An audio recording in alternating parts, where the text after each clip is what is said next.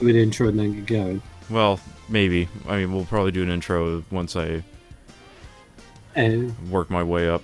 But like, do an intro and then get going. And then triple the sound. Probably do an intro once I. Where is it coming from? It's from the SEGAbits page. There it is.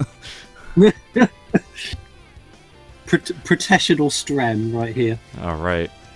I mean, this is the kind of quality caliber that you get with the launch of the SEGA Dreamcast live at Station Square. But like, Confidential Mission, I haven't really played that game that much. But I kind of felt bad because, like, I don't know, there was like some uniqueness to it. But it did come out so late in the Dreamcast life that I never really had a chance to play it. Mm.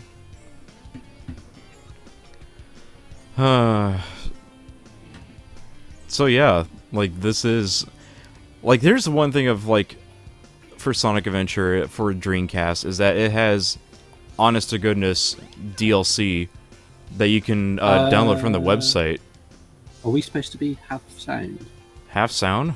Because I don't hear it. For the Dreamcast, you mean? The game? Stream. To me, the stream is mute. Oh. Shouldn't be muted. Let me see here. It wasn't, and then it was again. Well, here. Let me make sure that the audio is working here, I guess. Shouldn't be muted. Let me see here. It wasn't, and then it was again. Yeah, triple the audio. Well, here. The audio, I guess.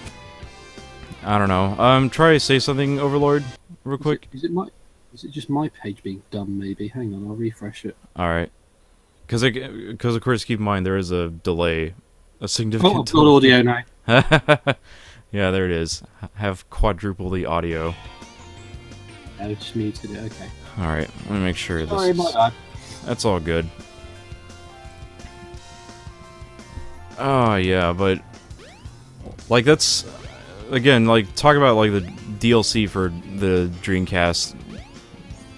Like, there was, like, all these special events that you can get on Sonic Adventure. Like, here's talking about the launch of the SEGA Dreamcast. And, of course, there's, like, different versions of the DLC depending on what region you're in. And of course, it's all on disc. Yeah. Well, I don't know if it's all on disc. I think some of the graphics are actually on the VMU. And the rest of it, and as well as the text. Because I don't think they stuck in any graphics for Reebok or whatever. Oh no, that's true, I guess. I'm more thinking about it of the audio. The audio wasn't on the VMUs. Oh, yeah. Like the Christmas stuff for night. Oh yeah, the Christmas Nights music and the Sonic CD music was definitely... I'm willing to bet was on the disc. Yes, it was, because the Raw ADXs are in the list if you look. Yeah. Did you try downloading anything from the Dreamcast web browser or anything like that? No, for a couple of reasons. Firstly, unlike in the United States, UK phone calls locally are not free, so never really hooked my Dreamcast up in that. And second, I was actually an extremely late adopter of the system. I bought a Dreamcast for £40 with 3 games right at the end of the lifestyle. Like, they were clearing them off shop shelves at that point. I had to physically ask around in shops to see whether they actually had any left. I got, I think, the last one in the entire town, which was out the back, and it's like, yeah, we took this off the shelves already. So yeah, I got that with Virtua Fighter 3 Team Battle, Jet Set Radio, Metropolis Street Racer, and I think I bought Sonic Adventure at the same time. And 3 of those games are still sealed, which Nick the Greek still goes on at me about to this day. You never opened up Metropolis Street Racer? Nope. Oh, man. Or Jet Set Radio, or Virtua Fighter. Oh, my God. But the thing is, I bought the Dreamcast for Sonic Adventure and Sonic Adventure 2. Those were just the games that had to come in the box with it. Oh, sure. I mean, like, when I first got my Dreamcast, which is this Dreamcast right here, actually, Sonic Adventure was the only game I had for it. But, you know, I think I tried renting a few things, and then eventually started picking up stuff like House of the Dead. Oh, I got more shoes. Yeah, no, my experience of specifically for JSR. I played. I got an Xbox shortly after I got the Dreamcast, maybe 6 months to a year after, something like that. Sainsbury's were flogging away their stock of them for like 80 quid, so pick one up there. And that came with Jet Set Radio Future, so I have played that. Which I don't believe the Americas got. Probably not. At least I don't recall off the top of my head. Like Fighting Vipers, you mean specifically, or just No, Jet Set Radio Future. Oh, Future? No, I think we did get Jet Set Radio Future. I could have sworn I read somewhere you never got it. Yeah. I may well be wrong. Also, talking while playing video games is still something I'm trying to finesse. You're at Game Grumps level of playthrough. We need you to be more... Alright. Oh well. I mean, I guess it's as good a time as any to introduce it. Hey, we're playing launch Dreamcast games that came out for the SEGA Dreamcast in whatever territories, and based on what I have in my library right now. This is Bartman 3010. And I'm Overlord. Yay. We might get some other people to jump in. It depends, because this has been last minute planning, as I usually do with these live streams anyway. Watch out for the cars. I'm trying to think, because like I had my Dreamcast mill ordered way back in the day, and like I said, Sonic Adventure was the only game that I had for it for a long time. Because really, this game's all you need, even if it is a broken, janky mess. Oh, certainly it hasn't aged well at all, but at the time it was a really impressive piece of show-off tech. I mean, well, it's Sonic in 3D. It hadn't really been done before, unless you count Sonic World on Sonic Jam. Yeah, I mean, like, that was kind of the thing that I would do, is like, I would play the Sonic World thing in Sonic Jam, and just sit there and go, man, I wish they would have made a game on this already. And, of course, sure enough, there wasn't a Sonic game for the Saturn that really took advantage of the hardware. And I think it was supposed to be this game, but it didn't come out until the next system. I was just going to say, Sonic Adventure did start off life as a Saturn title, and you can see a little tiny bit of evidence left of that even outside of Proto stuff. Yeah. In the I was just going to say, in the section of of Sky Chase in the Dreamcast version, the low poly model fits to Saturn standards. Yeah, like in certain angles, it's like a low poly version of Sonic, and then there's like, it'll load in a cutscene version, and it's just this Sonic Adventure Sonic or whatever. But like, oh, what was it? With the one thing I wanted to make note of, for at least for the graphics, like every time I see someone play Sonic Adventure, it's always either the GameCube one, or it's going to be the one that's on Steam. And of course, it doesn't have like these amazing low poly models. And of course, for like, you know, they redid the character models for Sonic and everybody. So like there's like these blocky hands that all the characters have. And they don't look as finely detailed as they do in newer versions. Well, you've had a bunch of iterative changes, bearing in mind that the Steam version is, let me count this up, a port of a port of a port of a port. I think that sounds about right. Perfect. Except it's missing all the Game Gear games in it, because screw us, right? Game Gear? No. Oh. And if you want Metal Sonic, well, you gotta pay $5, and you still have to unlock them because, well, forget you.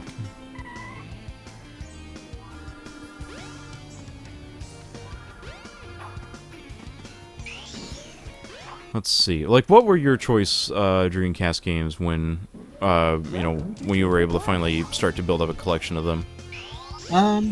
My library now is still not quite as big as I'd like. I've got SA1 and 2. I'm still looking to get Shuffle just for my collection more than anything else, because from all accounts from what I hear, it's an awful game. Choo Choo Rocket, it's I don't know whether you'd call it underrated necessarily, but it's a great little game, and it's very easy to get hold of because it was given away for free. So How was it given away for free? I don't remember that. Certainly in Europe, I think the idea was they were promoting SegaNet at the time, so it was a case of if you, I think for everybody who essentially supplied proof of purchase of owning a Dreamcast, you mailed it into Sega Europe and they sent you a free copy of Choo Choo Rocket. Huh. So it was because there's so many of them, it's actually a very easy way of getting a Dreamcast case that hasn't been cracked, bearing in mind that a Dreamcast game case will crack if there's so much a single molecule of dust lands on it. Yeah, like my House of Dead 2 case is already starting to kind of fall apart. Although, then again, I keep forgetting, you guys got different boxes for y'all's entirely. Yes, we did. They're extremely awful and fragile, and I wish that they'd just gone with like dual cases or DVDs or something. Yeah, like that. I forgot that until I realized. Oh wait, because like we had super fragile like Sega Saturn boxes because they were like giant jewel case boxes. Yes, they are. I think I've got a Saturn game like that. I think. Bearing in mind, most of ours were either those sort of like early DVD. Plastic and cardboard jobs, or jewel case. But it's kind of depressing how quickly Sega went to that after the nigh-on indestructibility of Mega Drive boxes. Yeah. Sonic and Knuckles notwithstanding. Well, Sonic and Knuckles and Phantasy Star 4 when they started just using cardboard boxes. And a couple of I've got one or two unlicensed titles. I think they're only acclaimed ones actually. But Yeah. Also cardboard affairs. So there's some really weird boxes for those. Also enjoy the only 60 FPS section in Sonic Adventure is just this racetrack. At least Sonic Adventure is entirely 60 FPS, isn't it? If only. Also, Lena Bro is asking for Donnie. Well, if you go tweet at him and tell him to get on the Discord, then we could probably get Donnie in on this, actually. Yeah, get him to join, and then as soon as he starts talking, we'll tell him to shut up and boot him out the chat. Yeah, yeah.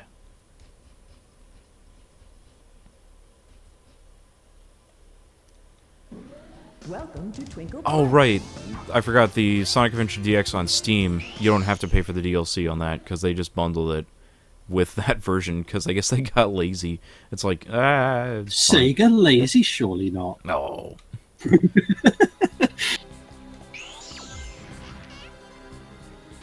Welcome to Twinkle Park. Also, I like how Sonic Adventure has two different hint systems. The hint orbs, You'll be able to ride the bumper and car then if you defeat there's the a enemy panel driving it. that tells you the controls for how to drive a car. And if you're caught... Yeah, that's...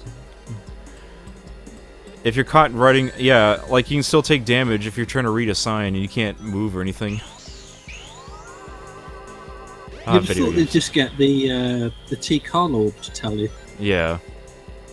Press the A button to accelerate, B to brake. But watch out for your ring except the cars don't eat rings, do they? Oh, well, if you... It shows you your ring count at the back of the car, and the more rings you get, the faster your car goes. But you can't... Actually, can you lose them? Oh, yeah, you lose them by hitting other cars. Yeah, you totally can. And it's very strange of, like, how the collision works, because it's like, you're supposed to be able to, like, ram into things. Like, sometimes I'll hit that monkey, and sometimes I won't lose rings, and then every other time I'll lose rings. Like, great. But whatever, it's Sonic Adventure. We forgive it for being its awkward self.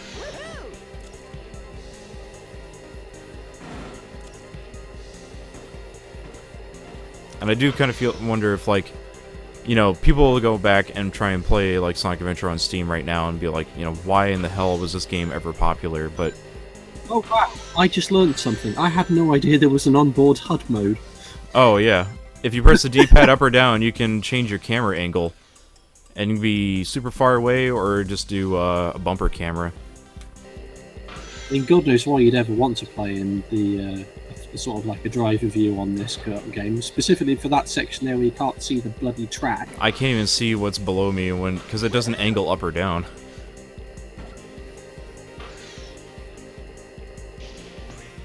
There we go. Just empty space. Empty space. No track, just empty space. And I'm also trying to resist the urge to break the level flow in Sonic Adventure because it's insanely easy to do so. And in some cases, it's actually intentional. Like, for this, this trolley ride, there's a platform. If you just go back out, you can just land on that, and then just skip half the level that way. What was the old forum description on Area 51 forum back in the day? Spammers will be spammed, flamers will be flamed, and Sonic Adventure will be glitched. Yep. God, I can't believe you remember that. I don't even remember that.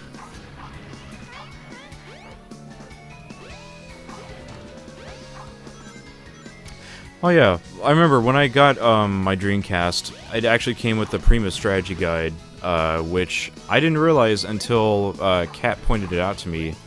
The Prima guide is actually a sort of a copy of the Japanese version of the guide, so that's why all the like the level layouts in the guide are actually like fairly detailed for what what it covers. But the worst part is it cuts out a bunch of sections that I guess they thought was like, I don't know, would like show that the game is broken. Like they would show like certain sections where like, oh, there's just this item box that's just floating in the middle of nowhere. And I think Kat pointed out, oh, it's probably looking like that because it just didn't load that section of the level. Although there were probably some instances where it's just an item box floating in the middle of nowhere. I would ask if you think if the game was rushed or not, but when was the last time Sonic Team put out a title that wasn't rushed? Choo Choo Rocket, maybe? I mean, that's, like, I feel like for everything that's not a platformer or Sonic related, I feel like the game actually has a fair amount of polish and is structurally designed. Yes and no. I kind of, like, I think I'm just trying to think of specifically non-Sonic Team games. Billy Hatchet probably springs to mind as one that I just abandoned. Yeah. Also, unless I'm freaking out or something like that, like this game's starting to get a little framey. And I don't know if it's my streaming software or if it's just because there's just some sections of Sonic Adventure that just really kind of tank. Also, speaking of Billy Hatchet, random fact, there's a bit in the spot and the song of the main theme song which is supposed to spell out giant egg, but actually spells out gint egg. Gint egg, yeah. Well, what? God, I can never remember. What's the right way for the G pronunciation? Is it GIF or GIF? It's GIF. The creator intended it to be GIF, but if it's GIF, why is he not using a J? Yeah. Okay. I just gotta remember that, and then I can finally get it down pat. Chunk. Welcome to Twinkle Park.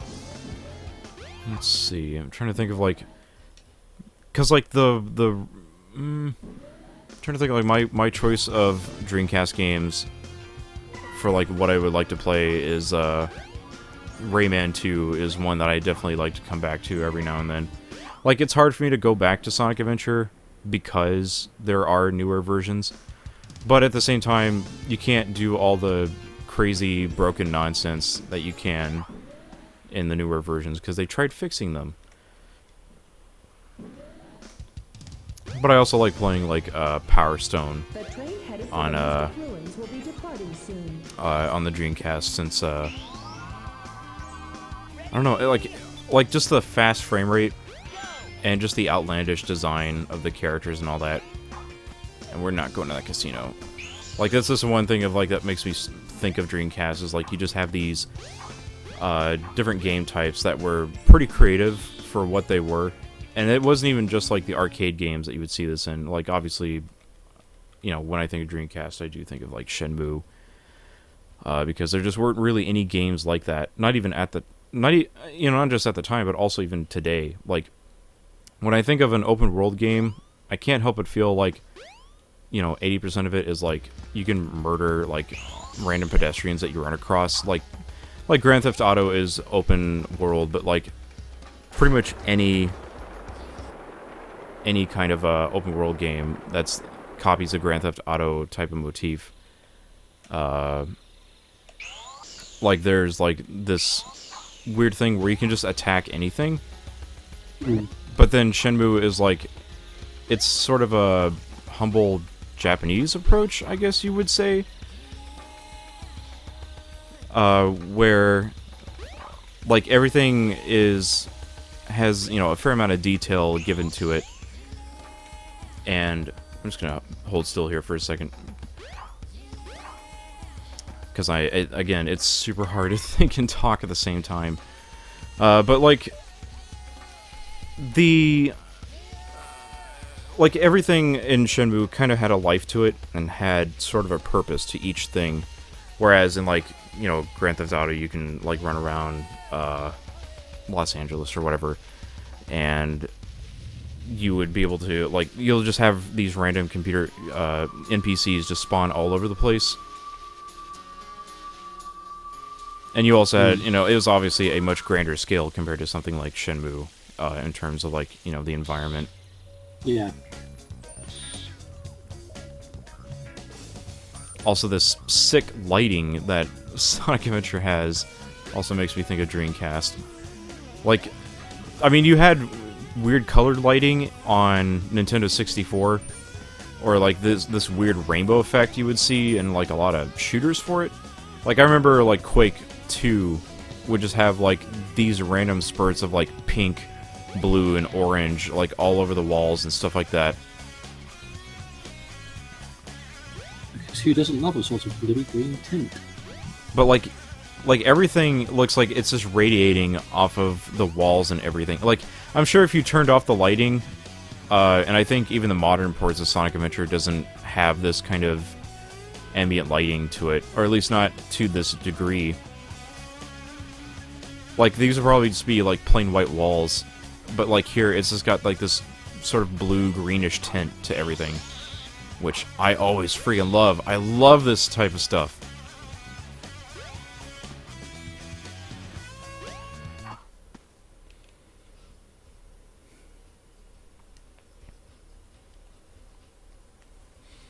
Trying to think. Actually, you collect like a lot of systems. Like, how many Dreamcast systems do you own? Actual physical Dreamcasts. I think 3. The one that I got when I first got the system. A regular European used one that I found at a boot sale on sale. And I managed to pick up a Japanese one, funnily enough, that was also at a boot sale. Huh. I think it was only about a few pounds. Yeah, it's got that. So all of my systems are capable of playing CDRs, which all European Dreamcasts are anyway. Yeah. Because they never bothered to patch that out. Well, I thought that, I could never remember that, because, like, the thing about the Dreamcast is that at least some point, people found a way to where you can just burn games and just play them as is, because of I think it was an exploit through the VCD playback ability? Close.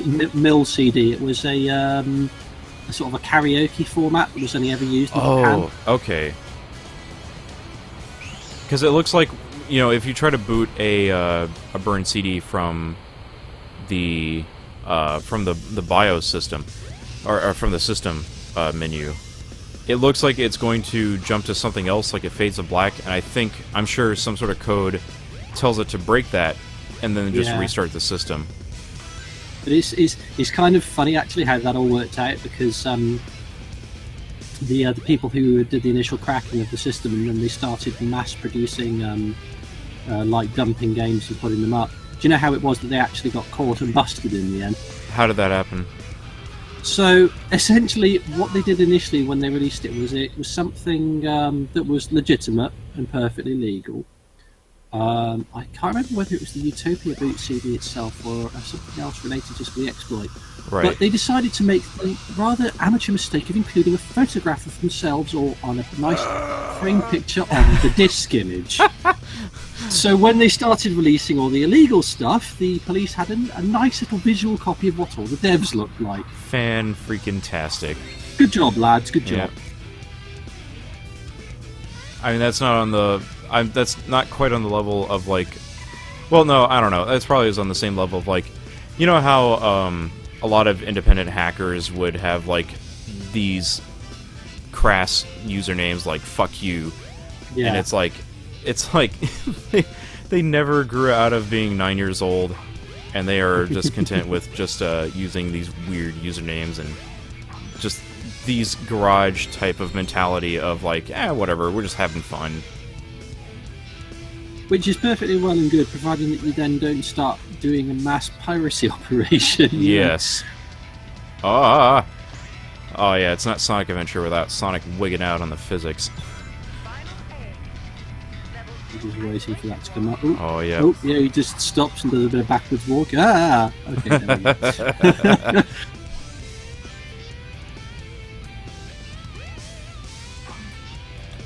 Yeah, like, it's unfortunate that Sonic Adventure does get crapped on, especially by today's standards. Well, not even saying like today's standards, but like, it was a pretty ambitious project for what it's supposed to be. The problem essentially that it's got is, you can see that it was a good game for 1999. The problem is just that it's very much like Mario 64. It hasn't aged well. Yeah, Which, like, fair enough, because it's very, very early 3D. Like, I will still argue that Mario 64 is a game you can easily go back to, but I can't fault the fact that even Mario 64 has its blemishes, especially in like the camera system. Some of the way that Mario moves is kind of inconsistent. If you kind of look for it. I mean, some of it for you as well will be America being a far more Nintendo-friendly territory than Europe was. Like, I think the N64, I think it sold something like 17 million units worldwide, of which 15 million were in the US. Yeah. So it's just like because I would say for Europe at that time, we were buying PlayStations. So we don't have sort of like the latchkey Nintendo mentality that exists for that. So Mario 64 isn't as widely looked at here. I mean, if you were to ask a random survey of people in Europe about it, far more people will have played Crash Bandicoot than Mario 64. Like, I think that's one thing that people kind of forget about. Although, has Nintendo's popularity... Well, it's gotten better. Oh, certainly since... Well, Wii was a juggernaut no matter where you were. Oh, yeah. It's like, it also helps that... Yeah, but it also helps that NOE has sucked a lot less of late. Yeah, like, somehow... I think Chris Kohler made a good point of, like, when did Nintendo of America become Nintendo of Europe? I want Nintendo of Europe to be Nintendo of Europe. Because, like, you guys started getting releases, like, you got Xenoblade Chronicles well before we did, and in fact, it was possible we were never going to get it. It's because... like, I once... Sorry, no, go on. No, I was going to say, like, because the market for Nintendo of America's side is that they wanted a more casual approach, and I guess the, the core, the hardcore, quote-unquote, gamer market... Come on, god damn it. Wasn't really buying any games that would be like, a JRPG or something like that, so they probably didn't see any need to release such a thing, which, you wouldn't think would be a real problem, and that, like, that was just a few years ago. Like, when the GameCube was out, they were struggling to come up with anything that would be remotely, viable for the market, and that's when we started seeing Fire Emblem and Advance Wars start coming to other territories outside of Japan. See, it's weird as that, because the GameCube is one of my favourite Nintendo systems. Yeah, certainly, GameCube's great. Although having said that, the vast majority of my GameCube library is made either by Nintendo or Sega. I've said it before, and I'll say it again. If you're buying a Nintendo console, especially nowadays, for anything other than Nintendo games, you're doing it wrong. Yeah, well, I mean, back then, before Capcom started converting their games over to other platforms, you had Beautiful Joe and Resident Evil 4 as, like, landmark games for the system. And Billy Hatcher, but, no one cares about Billy Hatcher. Although, speaking of Billy Hatcher, like, it makes me think of some of the games that came out for other platforms. Like, Jet Set Radio Future was going to be a Dreamcast game. Shinobi for PS2 was going to be a Dreamcast game at some point. And I just wonder if, like, because of the additional dev time, they just took it as an opportunity to, kind of play to the system strengths that they were making the games for. It's funny to think that there's an alternate reality somewhere if you subscribe to the multi-universe theory, where basically every game that came out on the Xbox, GameCube, and PlayStation 2 made by Sega was a Dreamcast title. Yeah. Like, what would the world be like with Sonic Heroes on Sega Dreamcast? Bizarre. I think it would have struggled even more than the PS2 version did, to be honest. Oh, probably.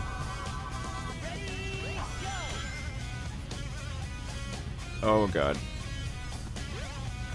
There we go.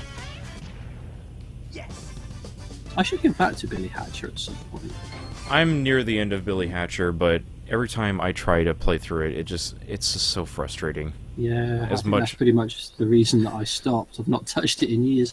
Like the main draw for Billy Hatcher was that you could play it through it had a multiplayer component, and that was where the kind of the game kind of was the genesis of with the completely original cast of Human Sonic, Human Tails, Human Knuckles, and Human Amy. Exactly. Alright. Ooh, I'm getting some weird visual garbage here. I don't know why that's happening. I'm using a VGA cable for my setup, and yeah, it's kind of not in the best shape, but that's mostly because well, when you don't have it plugged in and it's just kind of sitting there on your HDTV, kind of hanging at an odd angle, and it's also made of cheap parts and components, so yeah, hopefully it's not my Dreamcast giving up the ghost or anything like that. Well, from what I remember from Dreamcast stuff, usually if stuff starts going on it, is it controller port related? I think so. That might be the first thing that goes. Hmm. Let's check out some of these other characters. Select a character. Oh, Sonic Senpai is here. Oh, Sonic Senpai. Happy Dreamcast birthday. And we're here to playing Sonic Adventure. Fan favorite. I'm surprised that we have not heard any talk of Sonic Adventure 3. I'm not saying from Sega, I'm just saying from people in the chat. Like, people aren't going like, oh, we need a new Sonic Adventure. It's like, well, you've already had like several Sonic games that were basically Sonic Adventure 3, 4, 5, and 6. Let's go with this one.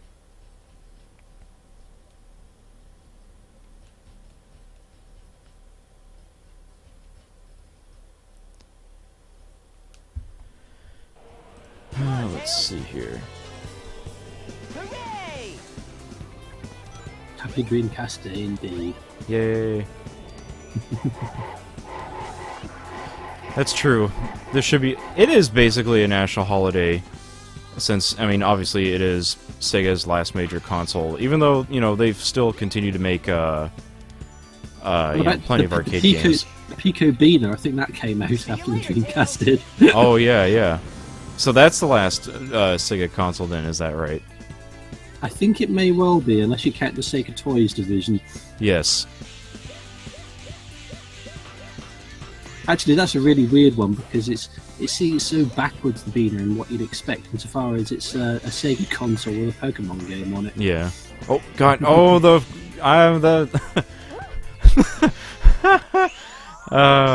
you'll see what happened. I made the physics go nuts again. Let's have a look.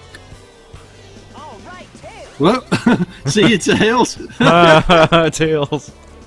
Poor Tails. Oh, Sonic Adventure TM right here. Yep.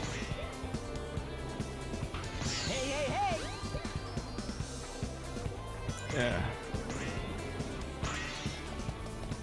And it's weird, like, sometimes you'll hit those springs, and then it locks Tails' ability to get into flight mode.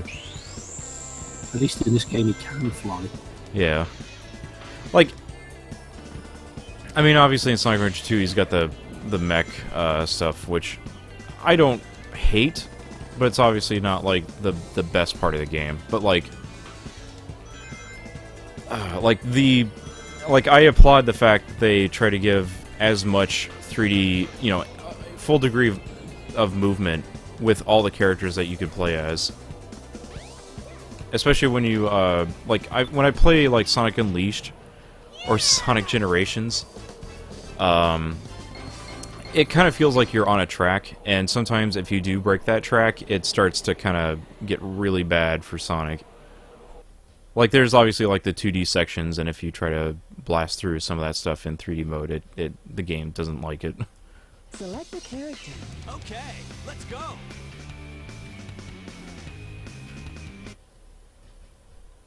Select a stage.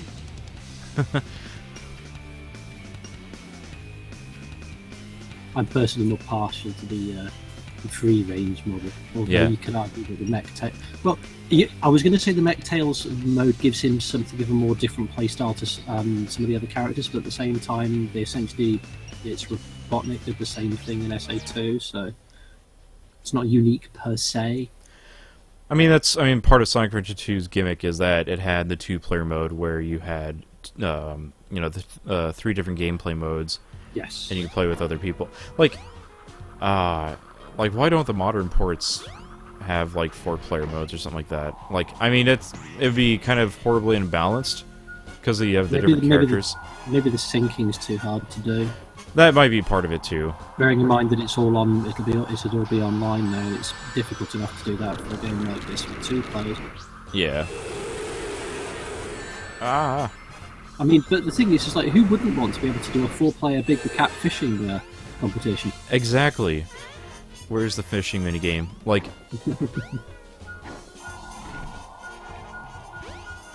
I mean, forget Twilight Princess and its ability to have a fishing minigame in it.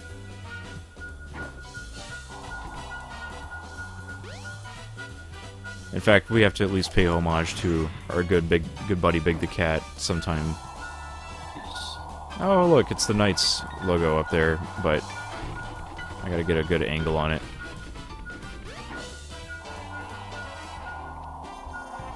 Of course, there's an entire Knights pinball table. In fact, isn't there... Well, I was going to say isn't there 2, but strictly speaking, it's like 2 halves of the same table. Kinda, yeah. Like, there's the Sonic table and then the Knights table. Yeah, no, I was more thinking of like the Knights table and the second section of the Knights table. Right. We were zooming around Dreamtopia for a bit. Yeah. And then if you really suck, you get thrown back into the sewers. Well, that's the way that you would finish Casinopolis with Sonic, at least for me. Because you only need 400 rings. You can easily get 400 rings by skipping the pinball table. Ooh, what's this?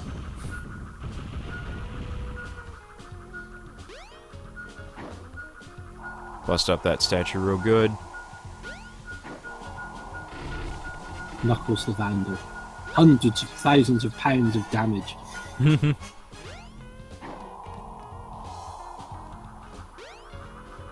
Or should I say Mobians?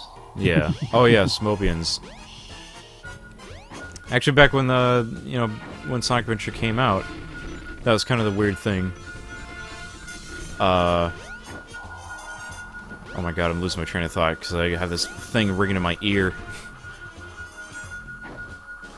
There you are. Oh my god, what was I talking about? What were we talking about? Why is that spring floating in the air? Where am I going? Oh, god damn it. You'll see what happens. Bye, Knuckles. I don't even know how the hell I did that.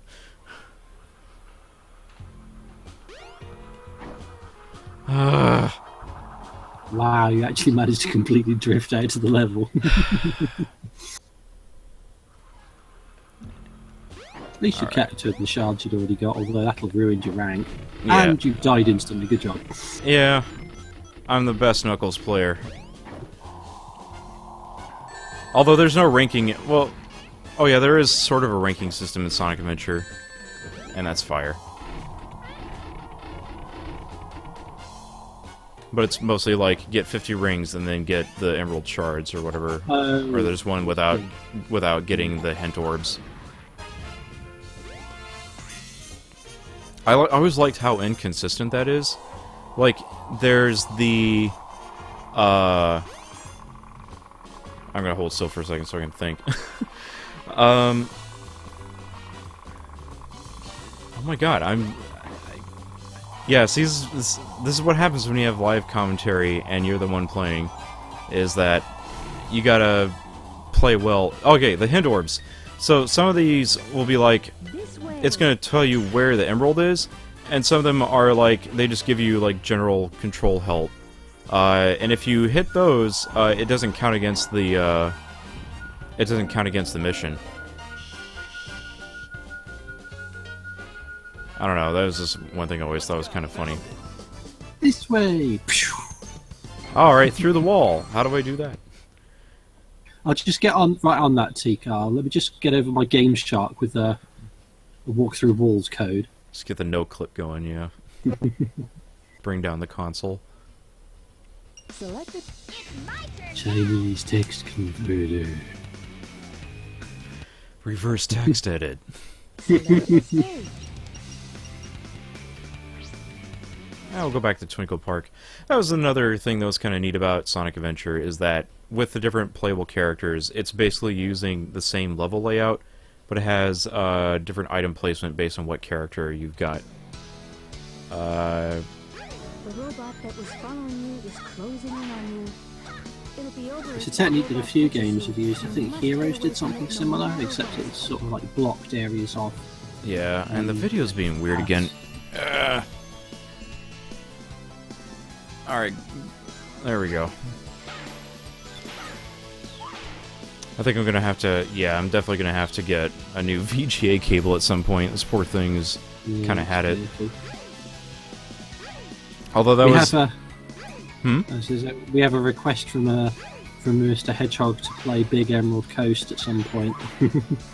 Oh, we will. We will get to that point. Just for you, buddy.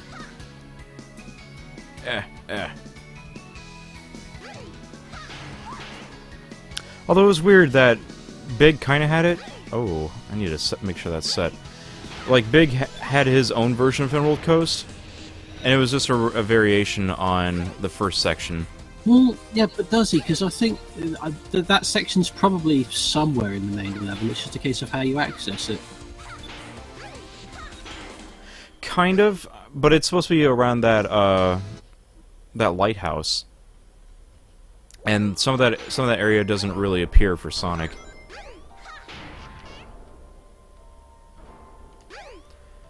Also, I had to pick Twinkle Park because of this music here. Oh, for the mirror. Yeah. Also, the mirrored Amy's don't have a shield.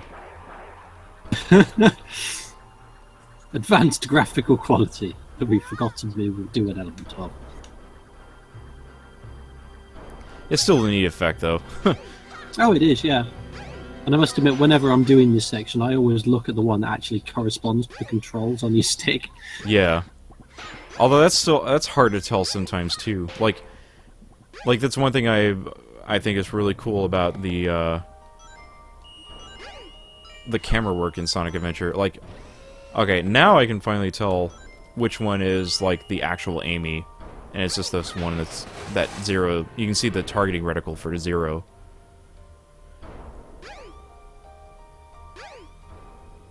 Yeah.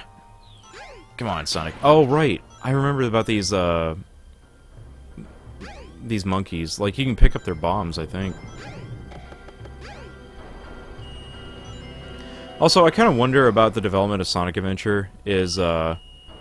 I wonder if Zero was supposed to be a lot more threatening than he is now. Because, like, obviously if you hit him too many times, he'll basically become immune to your attacks and just chase you without hesitation, basically.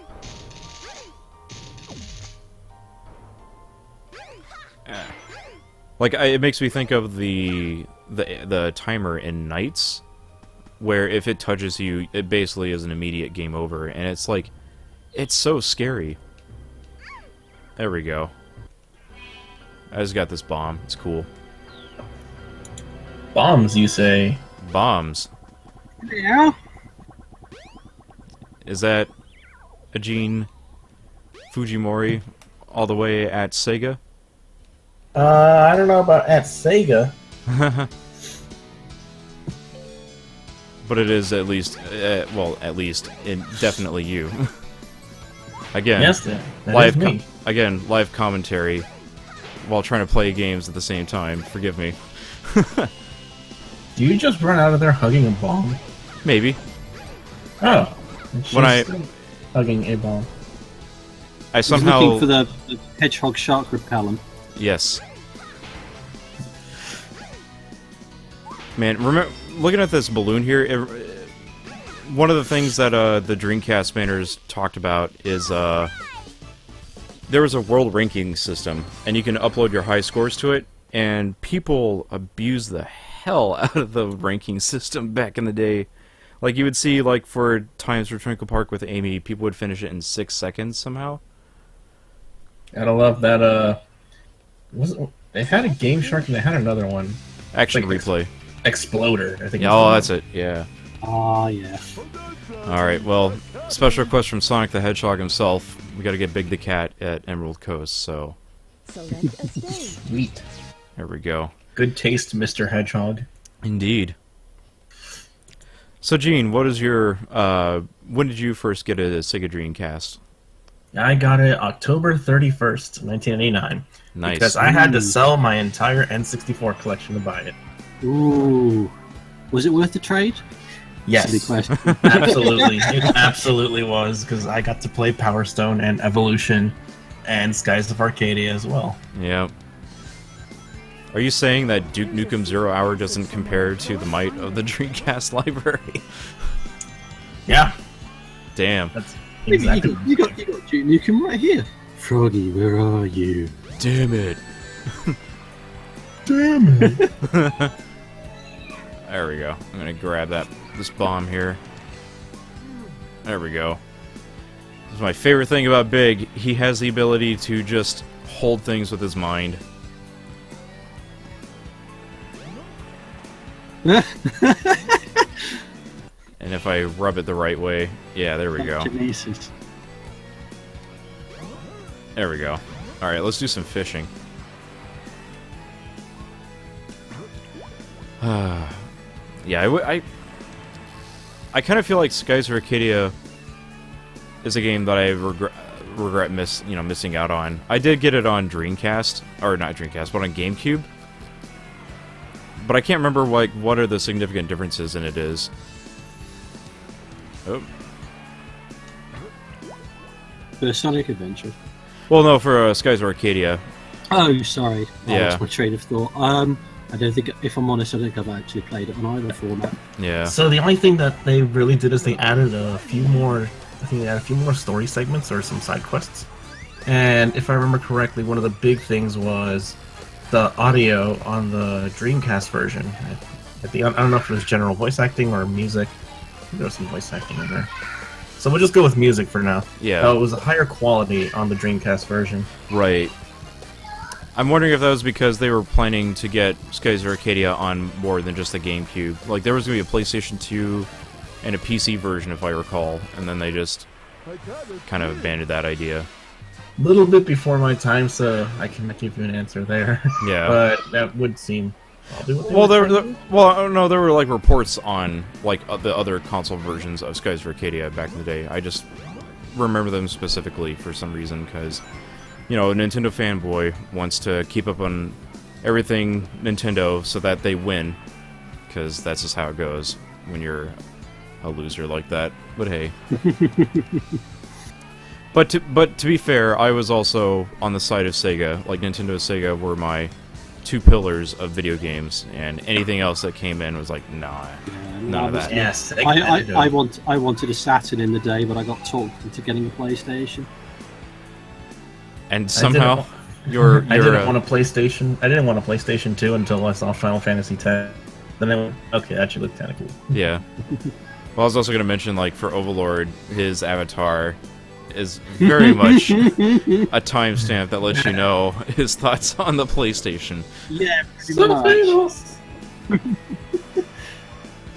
Or did he just get the PC version and just... No. I have it on PS1. Yeah. Oh Christ, that avatar's nearly 15 years old.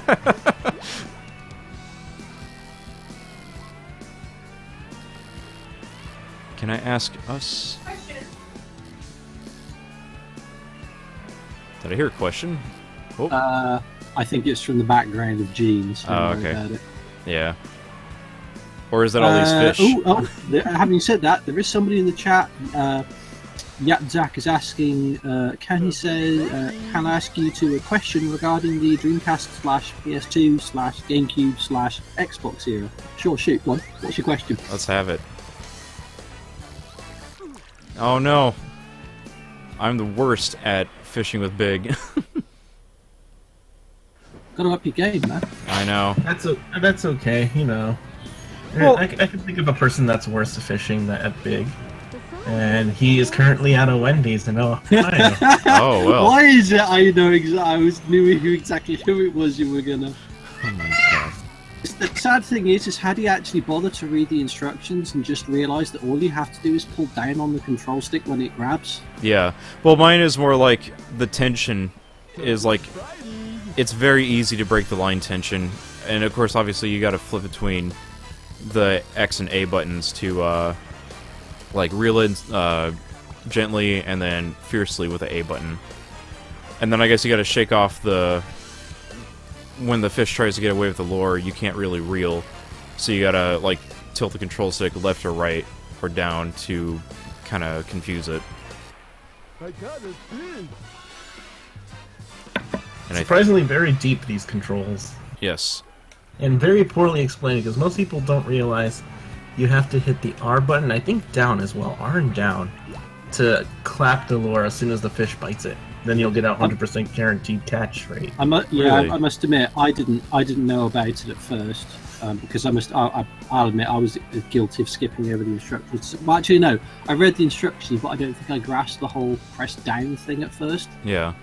But then I went back and re-looked, thinking I'd missed something, and what you know, I had. I don't know about the R button thing. Like, I think it was just down on the stick.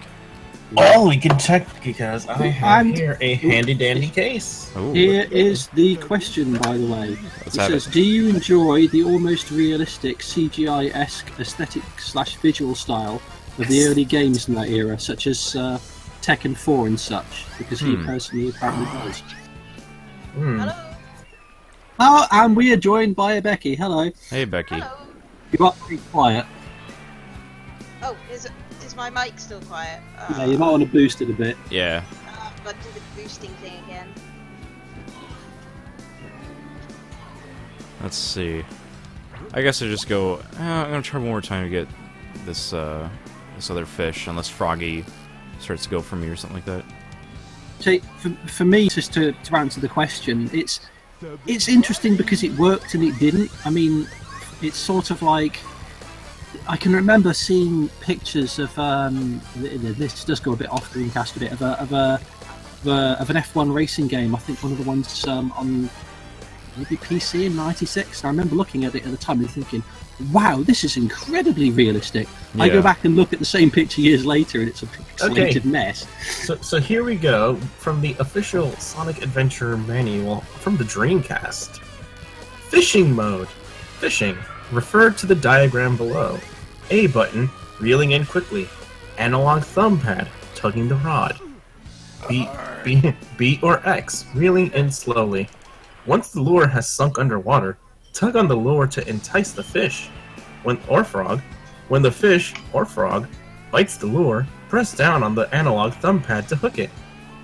Then, use the analog thumb pad to maneuver the rod system so that the fish or frog doesn't get away, and reel in carefully so as to not unhook it. Once you reel in the fish close enough, Big will automatically pull it out of the water. So yes, just down. It was indeed in the manual. It is just down, and it's on page 30. So, Alright. you know, maybe people would stop having so much trouble with Big if they popped open these little manuals and actually read them. Yeah. You would read the one-page instruction bit at the start of the mode, you know. It's good reading. Can people hear me now? Yes, that's much better. Yes. Okay. I was gonna say, instruction manuals are good, like, bathroom material, man. Like, Wasn't that also the same problem with Sonic 3? Was that people didn't read the manual when it came to the barrel? I didn't even know that was in the manual, actually. I don't know if it was, I know that I never had problems with it because I'd read about people whining about it in STC for months before I got the actual game. Well, at this point, I'm afraid I must depart, for I have previous commitments. I just wanted to pop in here and say hello. Alright. Well, it was always a pleasure to have you, Gene. Yeah, good Always to a see you. pleasure, so I must return back to my... And you'll never know what. And please remember, everybody watching, buy a Sega Saturn. Yes. Or for today, a Sega Dreamcast. Or we will send a certain Karate Man to destroy your house. Oh no. A Sega Saturn is not just for Christmas, it's for life. Very Exactly. true. Oh. Alright, come on, Hammerhead Fish, I got you. We've asked this question of everybody else so far, so now it's Becky's turn.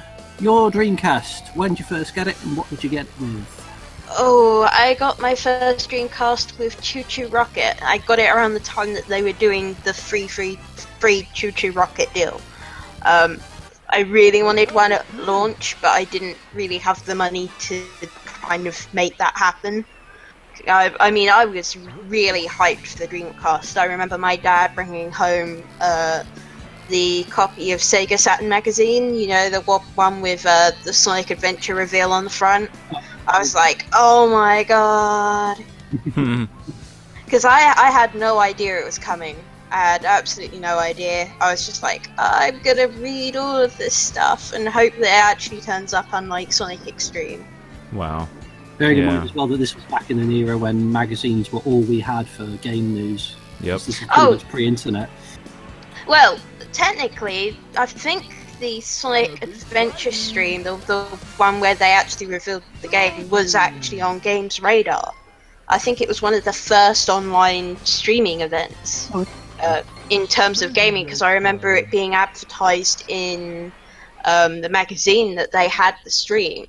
But at the time, I didn't really have internet to watch video. Yeah, who would have had that? I mean, I know in '98 I still would have been on dial-up. So I basically got all my pictures from the magazine and so on, so you're just kind of poring over that and going, oh, I bet this looks really great in motion.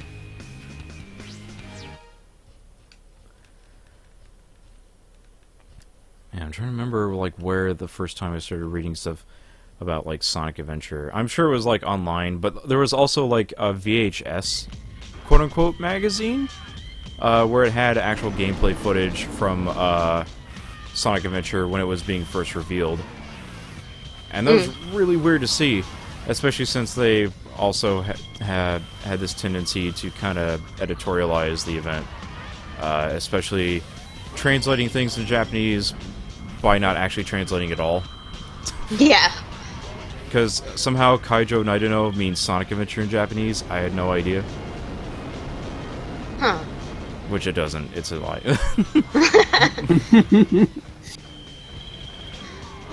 Oh well. I mean, I remember with Dreamcast, I actually had quite a long run-up where I was playing other systems. The independent game shop in Southend that was running at the time, they got in a Japanese system, and they set it up with a Japanese copy of Sonic Adventure.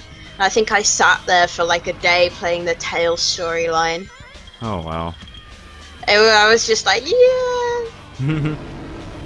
And the Odeon in Southend actually had a pod later on that for some reason had the E3 Sonic Adventure demo. Huh. How did they get hold of that? Yeah, I have seriously. no idea. I remember it was very different to the final game. Like it had the level select for levels instead of like normal game. Oh, that's crazy.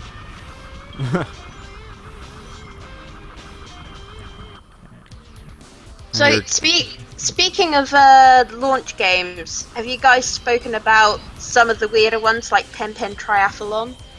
I always wanted to check that game out, but I never got to play that game. But I am going to be popping in some other launch games right after E102 quietly blows up his comrade. His story always got me as a weird one, though, insofar as it's a case of essentially his story is I must go around and kill my entire family. Yeah, like well, I feel like that's kind of a cool story where it's like it's another one of those. He's got the most interesting story for sure. Yeah, well, it's another one of those cases where you're empowering something that is like normally weak, but at the same time, it's just like one of those helper animals. I'm gonna pop Sonic Adventure out here and lose my train of thought again. A weird question. How could E102 have hallucinations into the past? I think it's when it starts to realize that it's starting to remember that it's actually an animal inside, and then it realizes, oh, well, I'm in this giant robot armor. I can use it to go and free all my friends that have also been trapped, which is kind of an interesting way to go about it. Short fuse. Excuse me, I've got a coughing fit now. Also, somebody is doubting whether or not this is an actual Dreamcast. It is. The cable's not in the best shape, but it's a VGA adapter. Well, not an adapter, it's the actual VGA cable. And there's the save file for the Sonic Adventure Dreamcast launch party, and God, I wish this cable would stop doing that. Okay. Gargamon says hi, Becky. Sorry? Hey. Gargamon says hi. Yes, I said hi back. Oh, okay, I didn't. Right, I'm going to move on to the next game that I got here, which didn't come out at launch in America, but it did in the UK, which is Dynamite Cop, the sequel to Die Hard Arcade. Oh man, who doesn't love some John McClane? Yeah, even though he's not called John McClane in this one. But we can pretend. Jack McBain. I guess I could also point out this lovely menu system, especially when you go to the... I always liked when you went to the music mode. It'll show you the disc of the game that you're currently playing, which I think is really cool. I kind of wish that on the main BIOS it would have like some sort of icon saying like, "Oh, we discovered that you're playing this game and it's in the drive now." And it always had some cool looking art on it. I'm going to switch the VMU out here. And then you get a message if you try to play the disc. It goes... This is a Dreamcast something game like disc. The first track contains game data. Oh. Please do not play it. The people on watching normal the stream, player. or the commentators, can't hear what's going on, but it's just telling you, track 1 is game data. Don't play it if thing.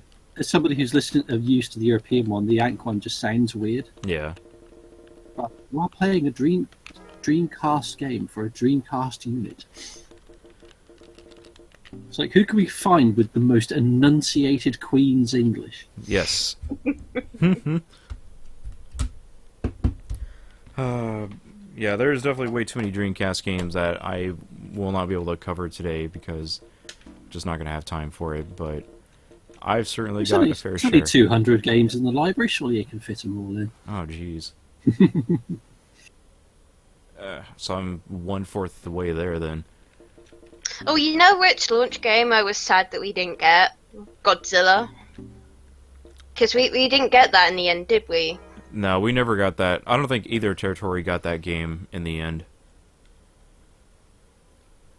It's had Western releases of sorts. I know it's been on Game Grumps, so I know it must have at least made PS2. Because I remember them talking up the VMU features. I was like, oh, that's really cool. And then, no, they just didn't bring it over. I'm like, what? The use of a memory card is recommended. It sure is. If you want to save your progress in this. Oh, I like that. That's cute. Like the VMUs are sort of wired in like bomb pieces. Exactly, yeah. I didn't realize this is a Model 2 arcade game, and they just kind of upscaled everything. But all the CG that you scenes that you see here is supposed to be rendered in real time. But I guess because it's you know, a disc-based game, they probably had to kind of fiddle around with it to get it to give you a seamless transition between games or different modes. And we're gonna pop out of the demo mode. So I have a Saturn pad plugged in right now because one of the interesting thing about it is that it treats it like the arcade stick. So it actually gives you 2 more buttons. It actually gives you the C and Z buttons. But for whatever reason, you know, like the actual Dreamcast pad has like 4 face buttons and the 2 triggers. And also, it's letting me set these buttons here, but I think it actually ignores this stuff. But I think it's weird that you didn't get 6 face buttons on a standard Dreamcast pad, because like the Dreamcast pad is kind of styled after the 3D Saturn pad, which does have the 6 face buttons.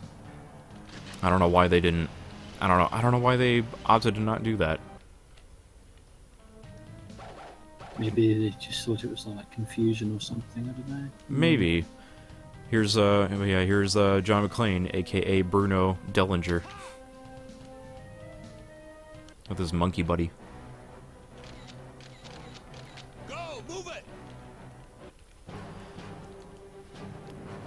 I think after playing this and some of the other 2D games on the platform, it kind of bummed me out that we didn't really have like a dedicated controller for playing 2D games on it. I mean, obviously 3D was like the big thing at the time.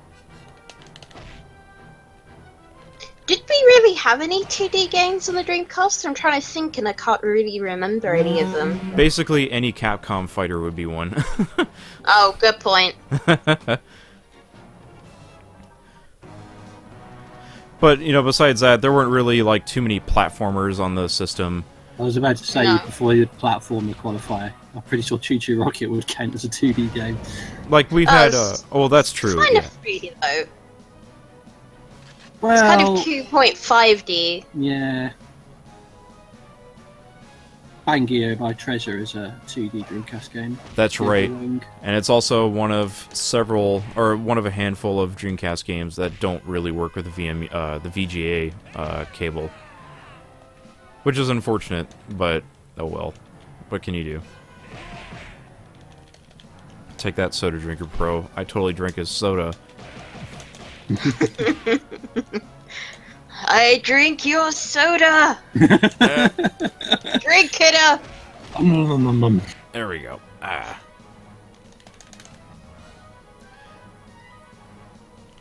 Oh, it's a skiing game. I forget what skiing game that Sega made. Is that Bowser? Maybe it's a big fan.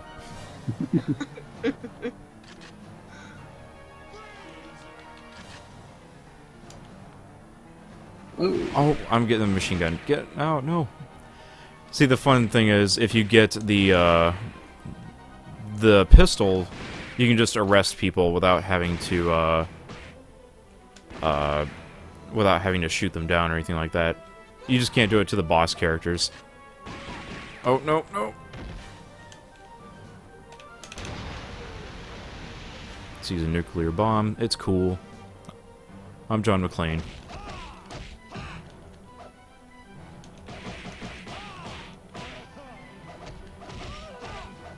Seriously, one of the villains is called Mendoza. Mendoza. You sure it not actually isn't that just McBain, not McLean? Hurry up with that bomb.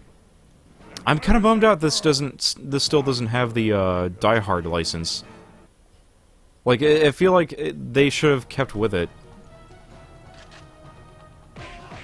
Oh god. Did they have the money to keep it though? Probably not. Oh. Also, I forget what the... Okay, good. there's an emergency button in case you get like in an infinite combo or whatever. You can take damage, but then also break out of a enemy combo. Loser. Oh.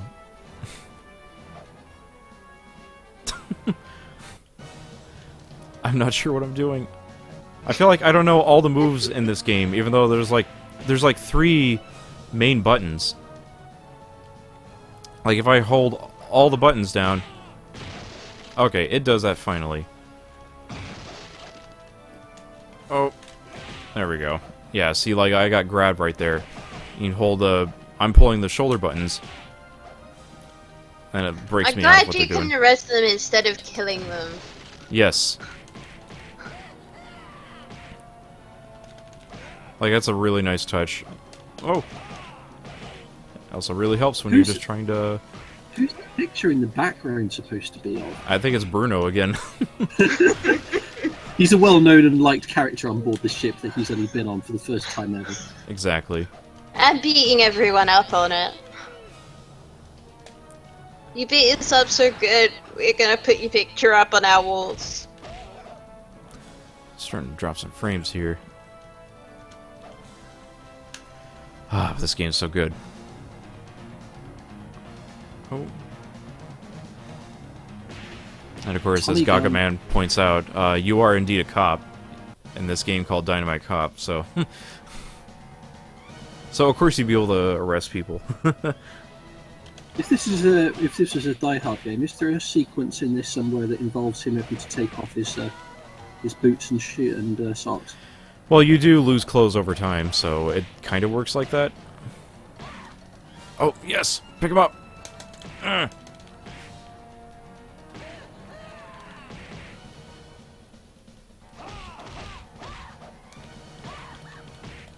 I'm going to attack you with this massive loaf of baguette.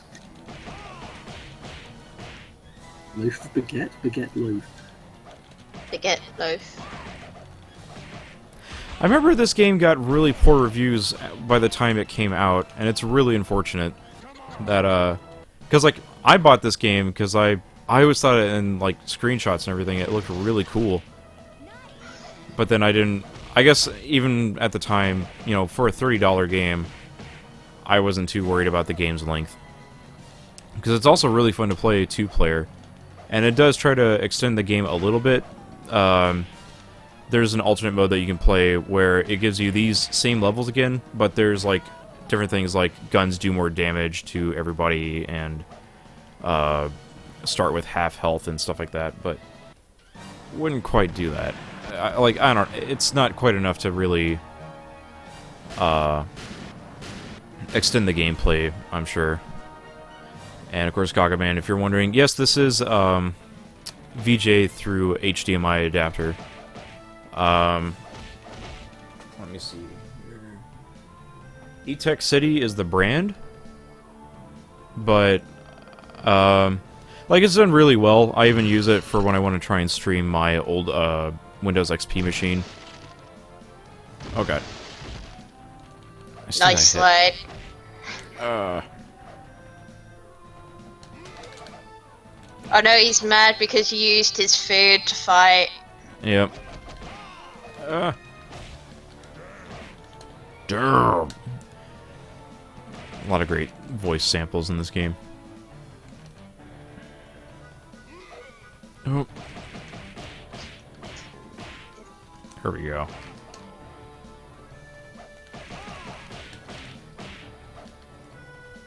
Get up, get up! Ah.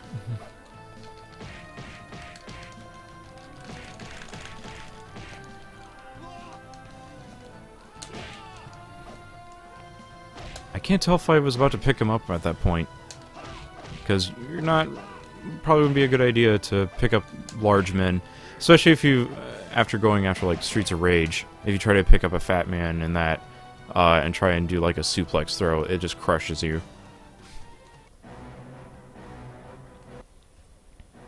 Psycho Crusher! Haven't you found her yet? Never mind. It's time.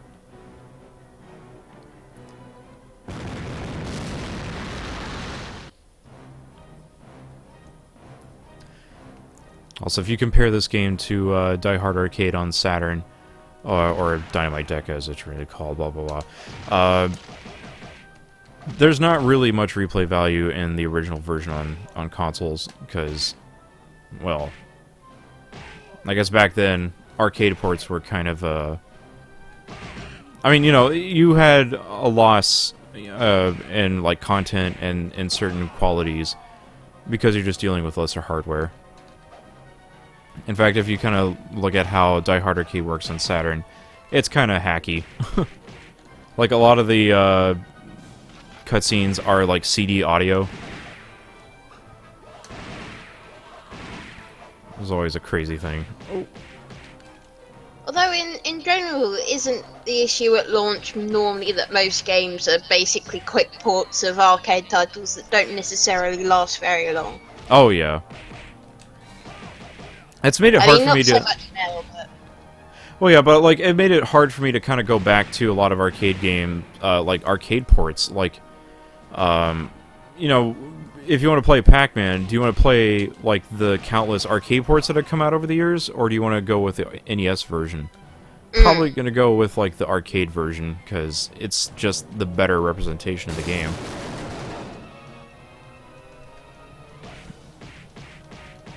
But, like, at least with Dreamcast, like, this is... I mean, this is a Model 2 game, but if you go to, like SoulCalibur is, like, obviously a popular one. It's pretty much beat for beat the arcade version with extra features, and it's probably the preferable way to play the game.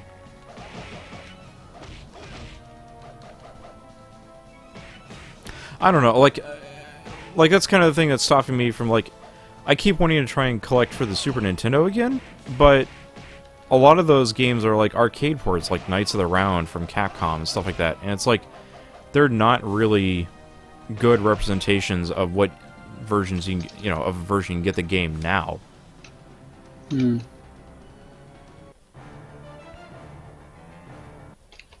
Let's go.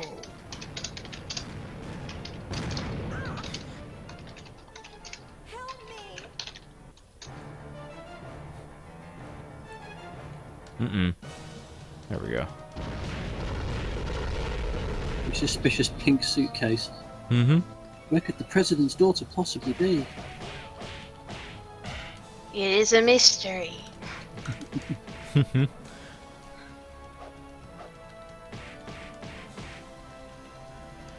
glad that the storm that was around my house has died down, thankfully.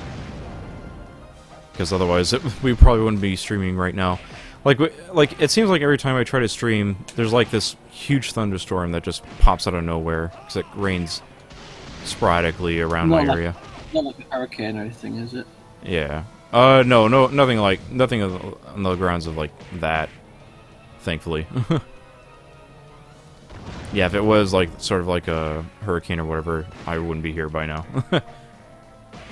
Oh yeah, Although- Satch mentioned Scud Race, which I'm always surprised that they actually didn't do a Dreamcast port for, because I remember that they used that quite early on as an example of Dreamcast hardware. Yeah, like, there's several games that you think would have come out for the system, but for some reason... I guess it was just a case of, like, you know, the developers only had time to do certain games, and I guess for cases like Scud Race or Daytona USA 2, there just wasn't enough time to get a version of that game converted over to Dreamcast. Didn't it take them a really long time to get Virtua Fighter on the Dreamcast? I think it came out... Well, I think it did come out... 3TB was one of the last titles on the system. Uh-oh.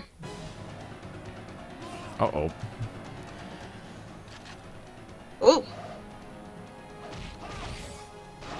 Oh, God. What's the in-universe explanation for... Actually, I was going to say, what's the in-universe explanation for the balls of the random pieces of fire, but I think that just got trumped by the octopus, so...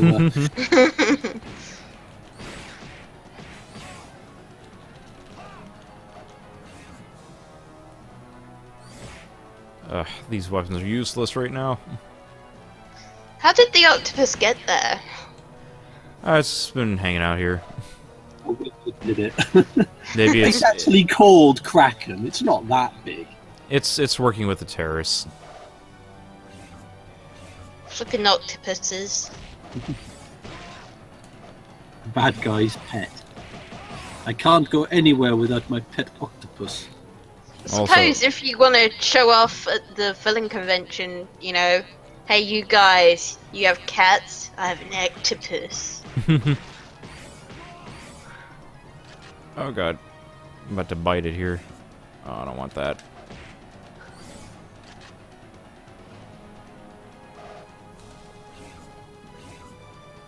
I'm not best at fighting this boss.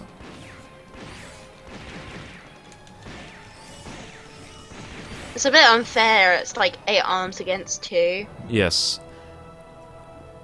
The best thing to do is to kind of keep your distance at it, but when you have all these little octopi swarming you or whatever... There we go. I'm still not hitting him. He's got like 1 health left. Ah! There we go.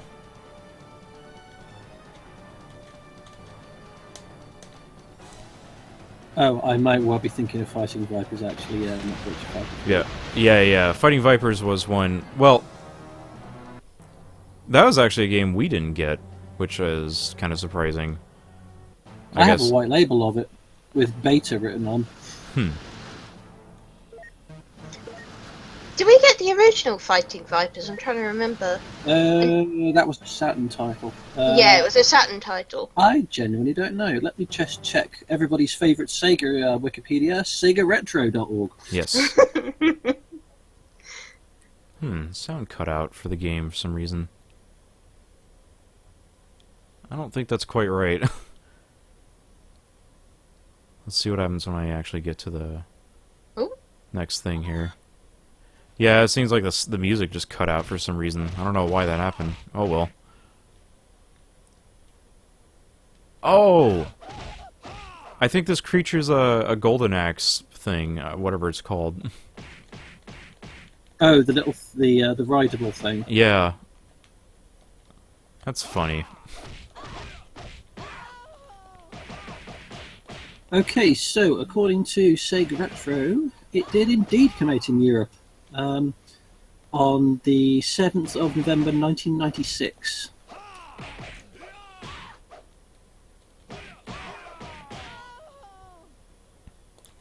Because if there's one thing Tracker wants you to know is that we didn't get Fighting Vipers 2, therefore we're inferior.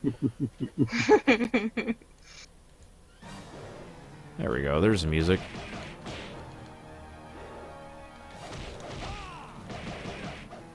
Oh, other way, Bruno. Other way, Bruno. Okay.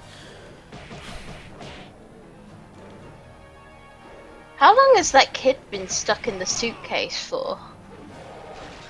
Ooh, pretty much the entirety of the boat ride there, I guess. That sounds really painful. Of course, the Japanese version of Fighting Vipers is superior to all of the other ones because it has Pepsi Man in it. That is true. We didn't even Doesn't it also have that weird Panda Bear character? Because I don't think he made it to the international versions. I remember being like, yes, he's cool. When I saw him in the magazines. Whoop. Oh no, is it a Panda Bear? I'm not. I'm just looking this up.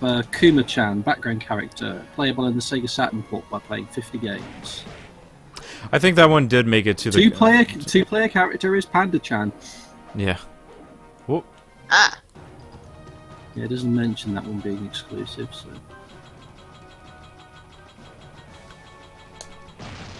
There we go.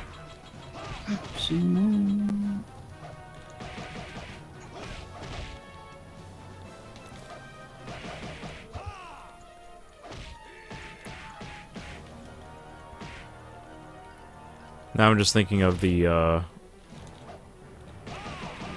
Project Cross Zone that has like pretty much all of the forgotten Sega characters that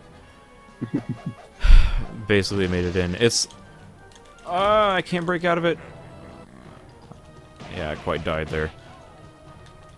Because I thought it was weird that they brought back Bruno, although they probably didn't really expect it to make any kind of release outside of Japan, because, you know, I don't think anyone really knows who Bruno is, but it's this guy.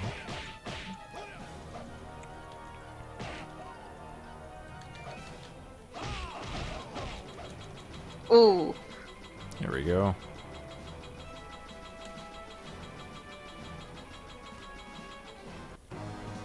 Uh-oh. Kick.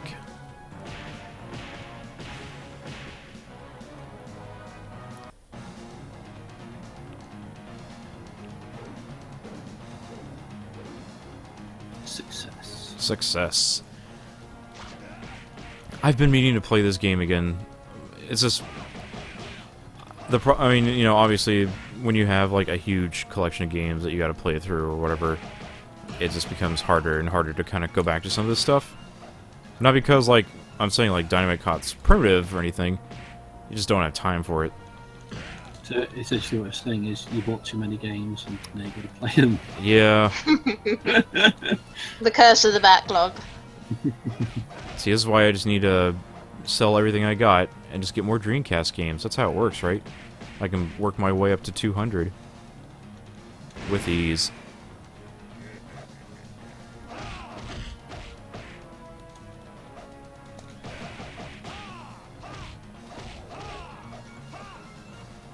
Oh, that's nice. I think a gun for each hand maybe that's a bit of a overkill. You can never have enough guns.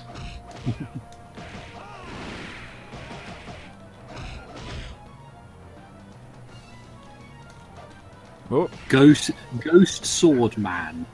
it's his code name. I kind of see where they're coming from with the ghost, and kind of with the man part, but sword. It's clearly got guns. They realised that the swords are pretty useless next to guns. They upgraded. You know, gotta modernise for the 21st century. Is it just me, or did this game just misspell watch when the president's daughter says watch out? To wait for it to appear. It was still busy fighting a mask repair drop. Oh, well, it was during that cutscene when I was yeah. We'll just have to go back to tape. And also the music cut out again. What the hell? Is your sound cable being a bit iffy? No, I think it's the disc might be kind of having it, or it might have had it. It's not on a CDR, is it? No, it's a legit copy.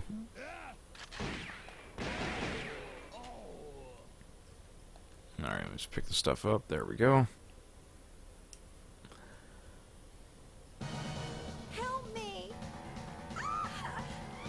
I've definitely done my fair share of doing some of the CDR magic with Dreamcast, but it's mostly like getting like emulation to work on it and stuff like that. I actually had a copy of Retro Sonic burned to a disc, but I haven't been able to get it to work right, so I was kind of hoping to get that here. There's my gun. Give it here. This guy's a lot less ripped in the regular gameplay that he is in the cutscenes. Oh, yeah.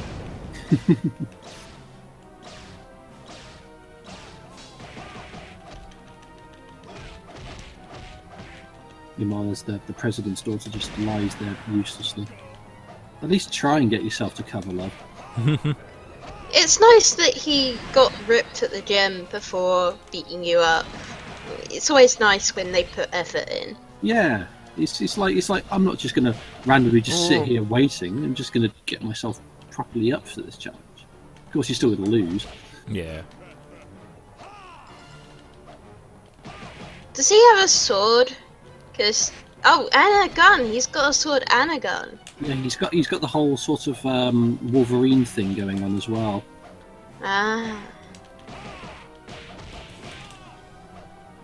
Get out of there, Bruno. There we go. If you're Does playing... he have Knives stuck on his legs. Probably. Thank you for saving my life. For easy access. Sure, why not?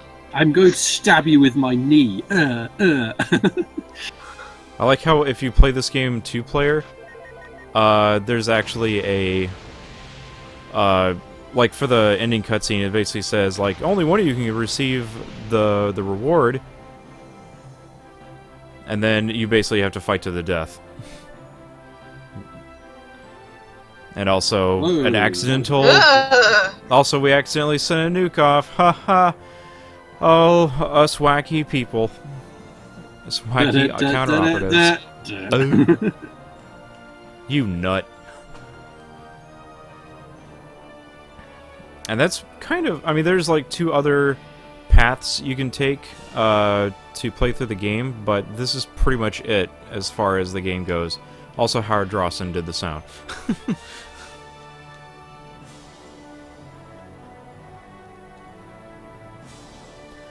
Also, there's a Sin Chris. That's not supposed to be Chris Sin, right? Might be. You'll see it in the Oh credits yeah, once yeah, I pops see up. it. Yeah, I think that is. It's just they've done it with Japanese name order. Weird. So, Howard Drawson's first name is Drawson Howard? I'm so confused. Oh, surprise appearance by Silver the Hedgehog. Turns out it's no use. Because I got a game over. Let's see. That's pretty much it for Dynamite Cop. There's a couple other bonus things here. In fact... Well, there's like a versus mode. There's also, just like in Die Hard Arcade, it comes with an arcade game, Tranquilizer Gun. Oh, let's figure out how to get in there. Like, this is a better game to play instead of, I forget what... It's Deep Sea that's in the other one, which is basically like you, drop charges... you're on a ship, you drop charges, and you're, like, trying to blow up, like, different submarines that are below you. There we go. Here, we're just a poacher trying to steal these animals away. Nothing wrong with that. Oh.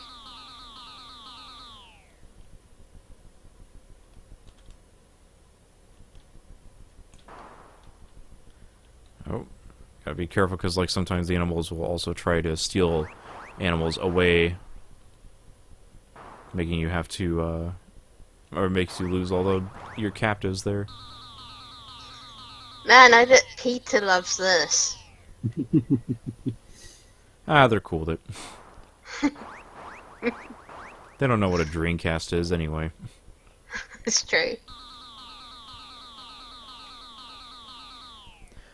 But yeah, we're not gonna keep playing this. Ah, there we go. Let's hop back out and move on to the next game here.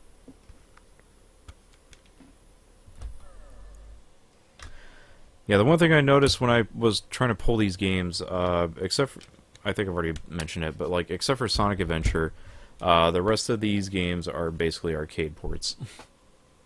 So, like, I mean, obviously it was based off of the Naomi hardware, is that right?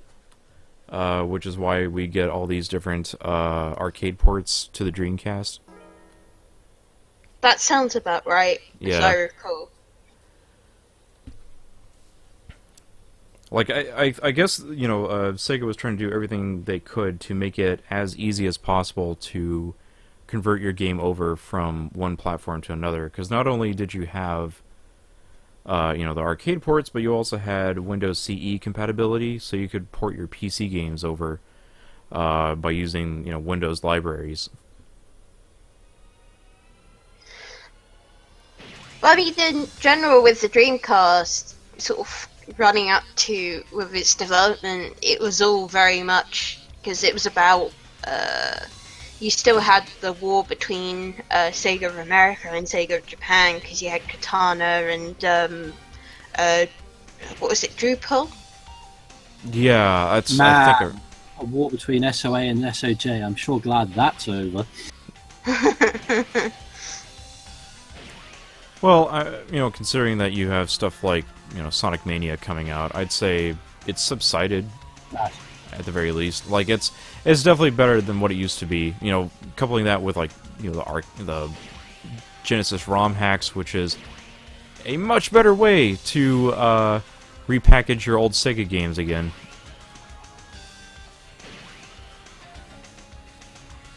Because, Lord, I'm still kind of tired of seeing Sega Genesis games being re-released, but oh well. The House of the Dead. But here we get House of the Dead 2, cult classic. Every time I play this game on the stream, it's always using Typing of the Dead, which is an amazing game. Also, this game thinks my Saturn pad is this arcade stick, but we'll work with that. Whoop. Saturn pad. Well, I'm using an adapter that lets me use Sega Saturn. Oh, okay. Yeah. The House of the Dead. Yeah, I tried playing this. Every time I play this game on stream, it's using Typing of the Dead because it's a really cool way to play the game. But the problem that I have, obviously, is that I can't use a light gun using a VGA cable, and especially not on a flat screen television. Probably won't play this game for too long, though, since while it is not particularly long, it's also kind of hard to play using a controller. Yeah, most light gun games are. We're meeting G over there. That's kind of one thing I liked about House of the Dead Overkill on PC, that they just kind of snuck into the Typing of the Dead Overkill. You can play the game with a mouse, which is an ideal way to play it, or you can use a gamepad. Given the choice between those two, I'd use the mouse. Yeah. Please be safe, G. I wasn't actually paying attention to how the game was mapping the buttons, so How would anyone do let's this? see how this works. Because there's a button you can hold to speed up your reticle, and there's also a button that lets you put the cursor in the middle of the screen. James, I tried. Don't underestimate the Ooh. enemy. James, take this. Ah! Harry and Amy are coming to back us up. Hurry! I always love how all the protagonists in all these in light gun games always have the most ordinary, dull names. Like House they of did the Dead. same. Well, they did the same thing in Time Crisis as well, like with Richard Miller. Yeah. My God. Don't come! Don't come! When I think, well, I mean, the protagonists of this game are James and Gary, and I just think of the ambiguously gay duo. But it's supposed to be Ace and Gary. Thanks. You can get outside that way. What's everyone looking at? Roar!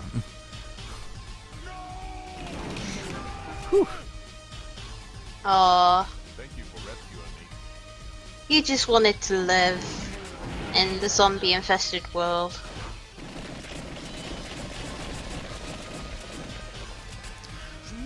Oh, yeah, one thing I wanted to point out also with Typing Dead Overkill, even though you can play with a controller on the PC version, they mapped the buttons to be similar to how you would play a shooter. So, like, the R button would be, or the right trigger would be your way to fire. You'd hit, like, B to throw grenades. Like, it was a clever way to map the controls to the controller in a modern context.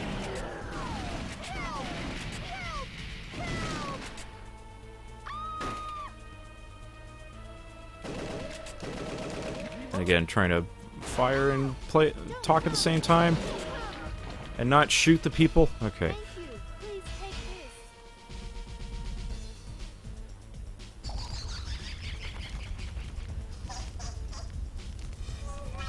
Please take this. Thank you, Gaga Man. I am trying my best to play the game with a controller. Like, you can play well, but it's still not the ideal way to play the game, because these targets can move by so fast. Like this, I'm not even gonna bother. Well, maybe I'll try. Ugh. Yeah, I'm trying to go by patterns, because this creature flies in a set path.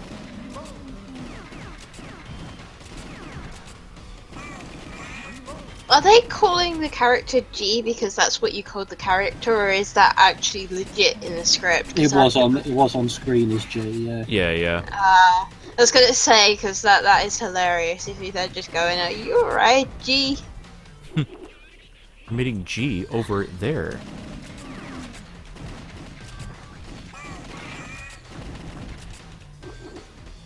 Right. So let's see. I'm using a Saturn pad, so X lets me set it in the middle, A button lets me fire, and I died. Punk. Let's see. I think C lets you speed up the cursor, which is kind of annoying. You gotta... Ah. That sucks.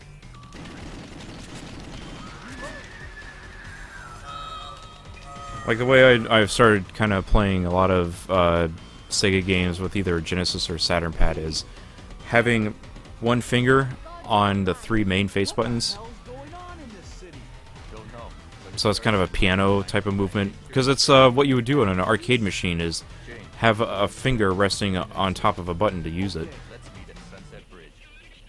We're counting on you, James. Counting on you, James. No more fooling around.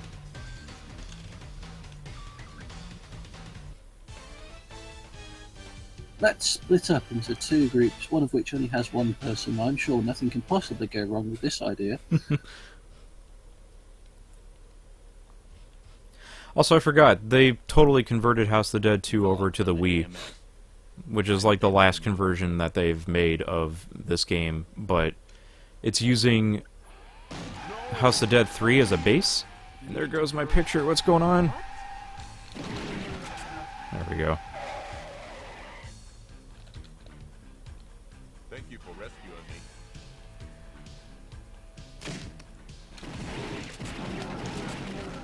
me. I wish the picture would stop doing that.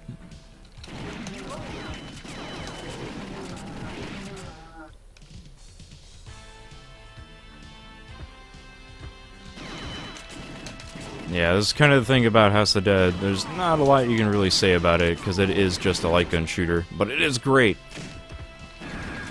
It's definitely one of the more quotable ones. The title's somewhat misleading as well. I've seen plenty of Dead, but there's not really a house. Yeah. Was there a House of the Dead in the original? Yes.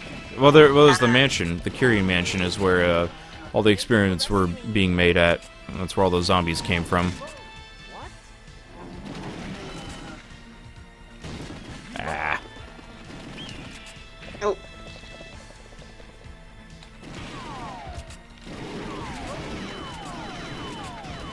There we go. I think the only horror launch game I played was Stinger. Oh yeah, Blue Stinger. I never really got to play that one, but I've seen bits and pieces of it, and it looks... is hideous the right word to describe yeah. it? Yep. But it's got Dogs Bowser, everyone's favorite. Alright.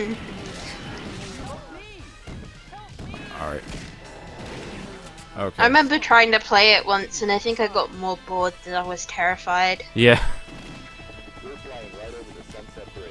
That guy that I passed by is really hard to not shoot, because as soon as you blast that lock off, he's right in front of your gun, basically. It's so annoying to avoid him.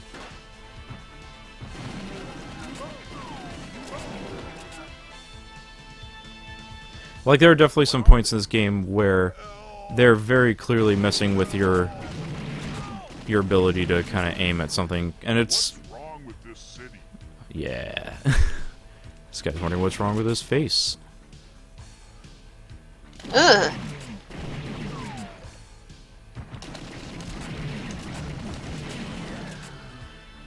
There you go. Yeah.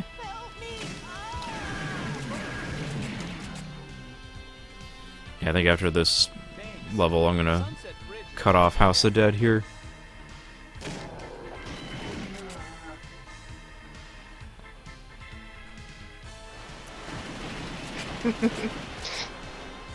What are you gonna put on next? Let's see. I've pretty much gone through all the Dreamcast games that were made by Sega, that were basically considered launch games. Like, this is the last one that I got. But then after that, I'm trying to think of like what would be a good one to go with. I guess I could pop in SoulCalibur, because like that's a game I didn't really play back then, because I'm not that big on fighting games, but it's definitely a lot of fun to play. Amy, Harry, the chaos of this city is increasing. Well, it's about that.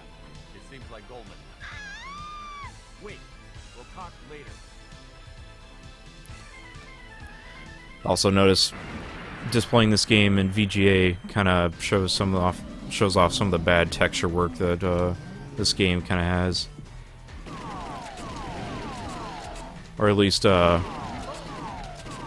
there's definitely some low fidelity on some of these textures here.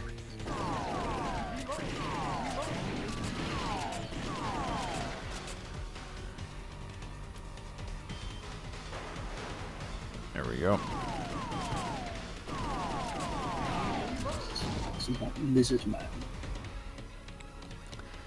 This boss feels so different now that I'm not trying to type out words to kill him. Ah!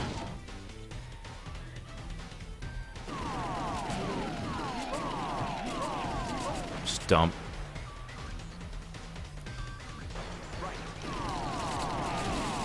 Oh yeah, I forgot. I could basically mash the A and B buttons to have, like, just constantly reload and fire at the same time.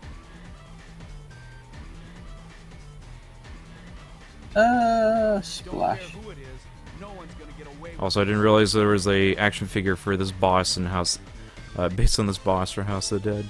It's great.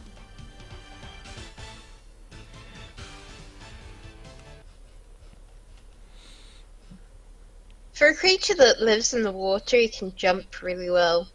Yes. It's been a while, hasn't it? Quickly into this conveniently placed boat. It's me, Goldman. Well, we're gonna have to leave the dogs of the AMS so that we can move on to our next game here. Yeah. Because I was actually planning to stream for 2 hours, but I might just go on for just a little bit longer than that. Because there are definitely some other games I want to get to before we cut it off. This is what happens when you don't really have a set plan for streaming. Even despite the fact that tomorrow we're going to be playing Sonic and All-Stars Racing Transformed. Woo! Ooh. Which is something we have not done in a long freaking time. I remember the last time we did it, we managed to get 10 people in an online game with the DLC, and we were all saying, I wonder if this has actually been done before? Oh, well, that was for the original Sega All-Stars Racing. I mean, we've done Yes. others since then, but that's definitely my favorite one, just because we somehow got people to use the get the DLC for that game. And now... Oh, so are we doing a massive online race tomorrow on Transformed? Yes, it's going to be using the PC version, because I don't really have the setup ready to go for the PS3 or 360 versions right now. Essentially, it'll be a case of the stream will be Bart's feed, people will be Yeah. playing, and then we've got Discord commentary. I need to check what I've got. No, I've got it on Steam. Trying to see if I have... I may not have a save for SoulCalibur, because... Ulala is winking very, very fast. Yep.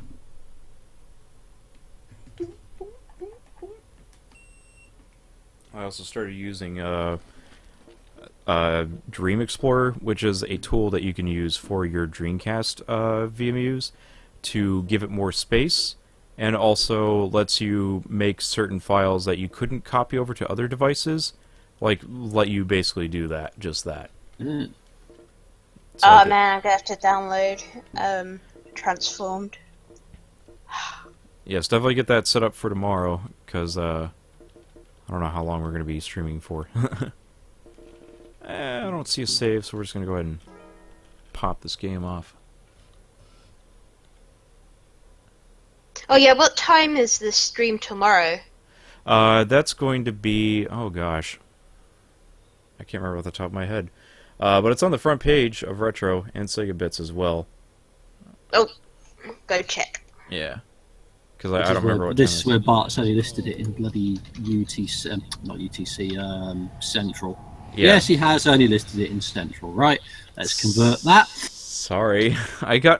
I'm so bad at trying to figure out what's the best way to say, like, what's the best way to set up a universal time for everyone. I would say just do it in UTC, simply because that's slap bang in the middle, and then people know how to convert from that from their own time zone. So 5 PM Central is 10 o'clock UTC, which will be 11 PM UK time.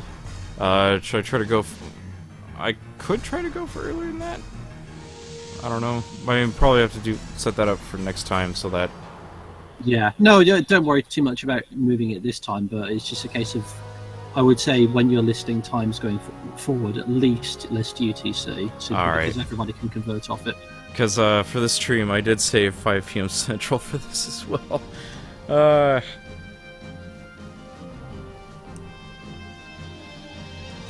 Also, I'll freely admit, my experience for SoulCalibur was mostly the GameCube one with Link.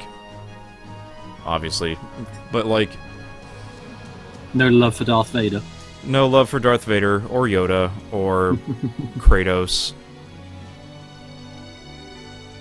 Wait, wasn't this the one where the only other one was Spawn as the extra character? Yes.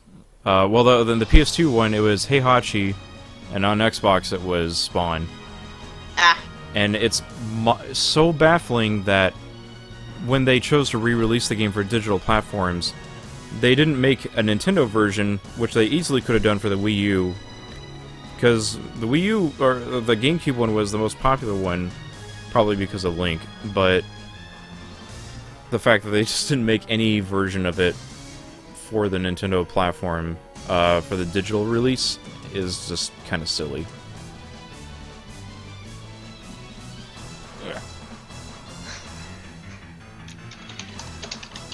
Neo is baffled that there is a girl on the internet. You're not joining Neo, I did ask. He's probably at work, but he said he would definitely want to try and jump in.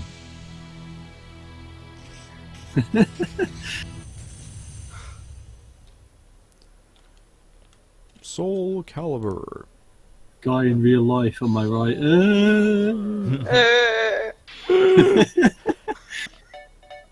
Oh, everything's brand new. Let's see here. Because, yeah, there we go.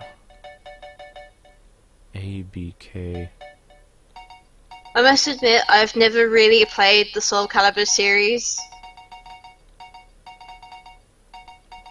I don't know whether I have or not. I'm fairly sure I've probably got at least one of them.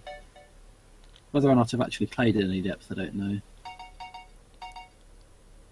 Wow, that is a rainbow-coloured menu. Yes. There we go. Let's see, grab...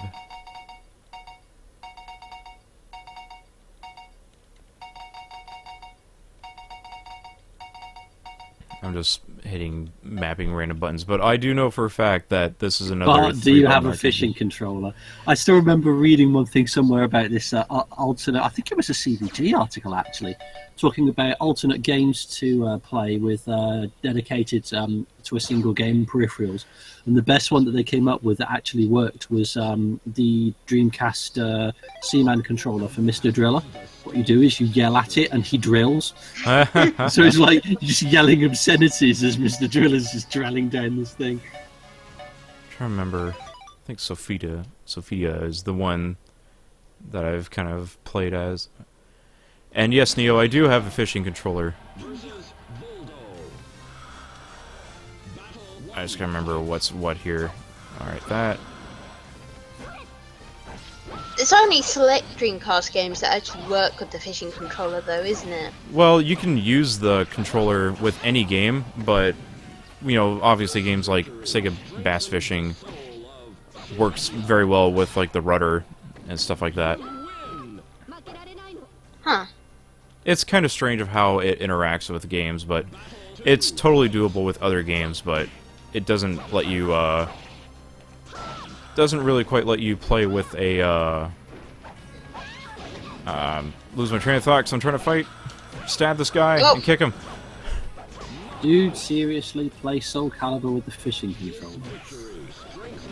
I know. A friend of mine also told me of how people in the fighting game community actually played this game seriously with a fishing controller. So, enlighten me, what does the fishing controller do in this particular thing? Let you just play. make it really weird. It's just really weird.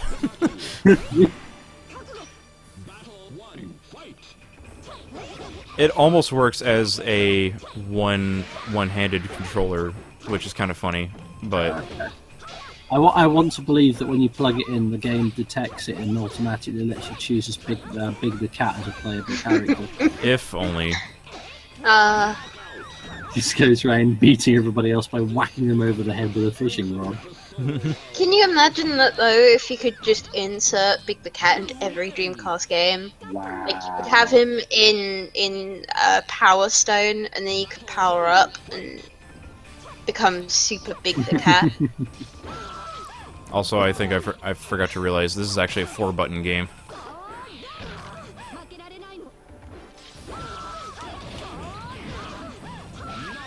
Man, I'm just mashing buttons and I'm somehow doing these kick-ass moves. No, that's my technique for beating up. Yeah. Well, I'm trying to do like some corner circle moves, kind of like in Street Fighter. Oh, and I can probably bust out the fishing pad with this game. Whoa! Oh yeah. Ooh. I did use to button mash, but I have to admit I go to a local Smash Brothers fighting tournament every now and again, because you really can't button mash with people like that when they actually know how to play the game. Well, Smash is also a much easier game to grasp because you basically have one main button, one special button, and you tilt the stick, and based on how you tilt the stick is what move comes out of it. For here, obviously, you know, you can kind of button mash, but you have certain moves that come out based on you know, what position you use, you know, what direction you're going in and stuff like that, but... well, with Smash, it's also... Yeah, knocked him out! Do sort of like mental attacks as well, insofar as you can just... All you have to do is just enthuse to your opponent about how great items and stages other than Final Destination are. Although in this game, every stage is Final Destination. Oh, I mean, I think my favourite fighting game on Dreamcast that wasn't Power Stone was actually Dead or Alive 2. Oh yeah? Oh. I really enjoyed that, actually. Because that one's actually got quite a lot of interesting combos. Oh yeah, there's, like, Dead or Alive does have some stuff to it, like, even though it kind of is, you know, it's obviously the titty game. But besides that, there is some actual death to Dead or Alive. Actual Dead or Alive. Actually dead or actually alive? Ooh. Yes. I just remember really enjoying the Dreamcast version. I know that they updated it for PS2, but at the time it was actually a pretty decent fighting game. Yeah, I have it on Xbox when they released the first two games in a set.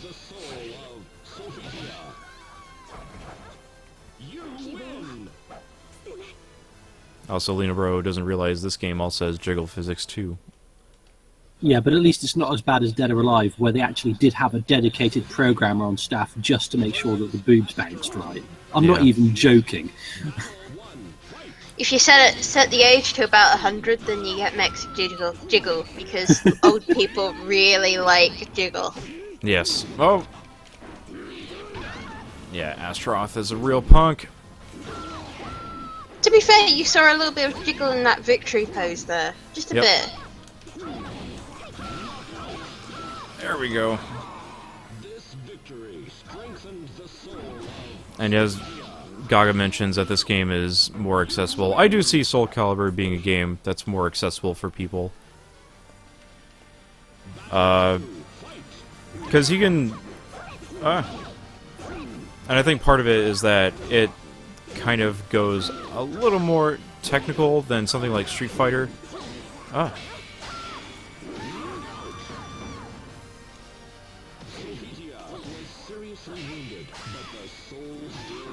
The soul still burns.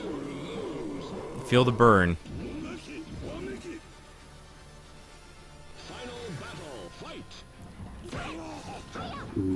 Oh. He's got an insane reach, too. He's not a boss character, is he? He feels a bit like a boss Nah, Astaroth's the main regular character. I think his thing is, because of his large size, yeah, he's got a very Goro feel to him. Well, he's also got a way... He's kind of a grappler, I believe that's the case. So he can get you, basically grab you from a pretty wide range. At least that's what I recall. Oh, come on, get closer. Yeah. Finally, I got a grab to work. Because I totally forgot that I mapped it to a button I can't reach very well.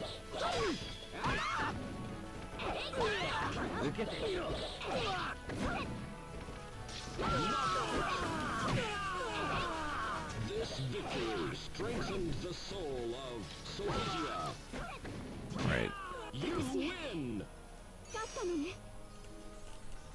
I forgot you can manipulate the camera after you win a fight.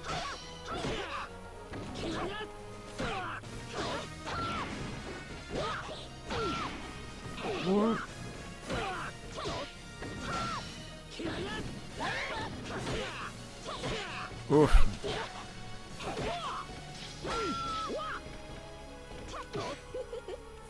Gotcha. I try to run off. That's probably my favorite thing. Once you finish a fight and you knock someone off, you can just kind of follow along with them.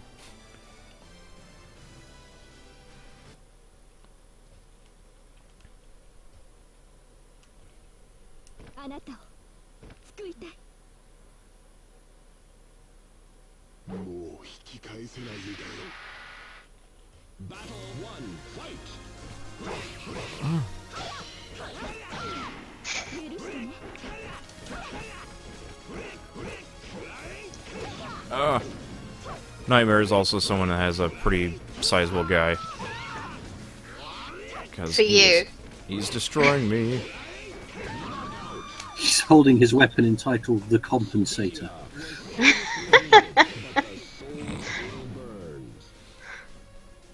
I'm not guarding enough, and that's part of where my thing is, my problem's coming in at. Because you can use the guard button and also parry attacks at the same time, which is very useful, and I'm, like, not really timing it right. And also my grab is very short. There it is. Considering he looks like a knight, you'd think he'd be, you know, a little bit nicer to Safita. Well, I think it's like her brother who's cursed or something like that, from what I recall. Why is it always the brother that's cursed? That was the same in Dead or Alive 2, when the Hayate was, like, Kasumi's brother who was, like, taken away and brainwashed or something. And, like, part of the game you have to fight him, and then he's all like, oh, thank you, fighting me suddenly magically made me good again. It's your typical nonsense plot for a fighter, isn't it? Can get a bit sort of Spaceballs-esque at times. I am your father's brother's cousin's nephew's former roommate. Well, I mean, technically also you had, like, her sister who was, like, an assassin ninja and wanted to kill her because sibling rivalry. I mean, you know, It's like a soap opera except with more punching. That's pretty much like every fighting game, basically.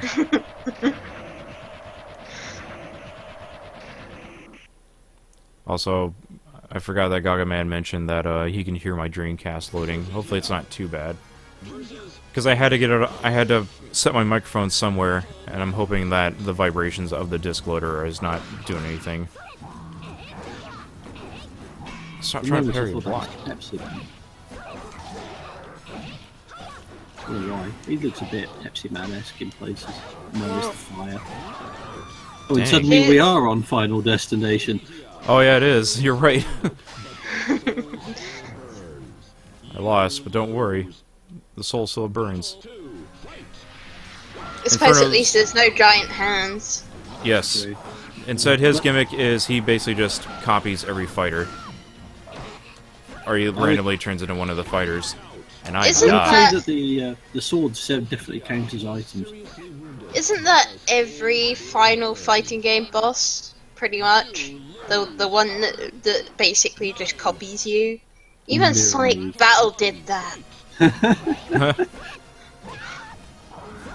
Well, to be fair, there are many charges that you could level at a Sonic Battle.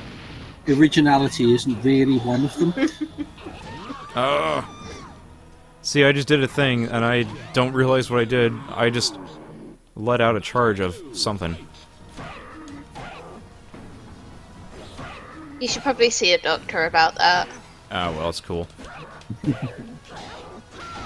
There we go. Wrong button. Trying to block. How can you hurt something that is basically just fire?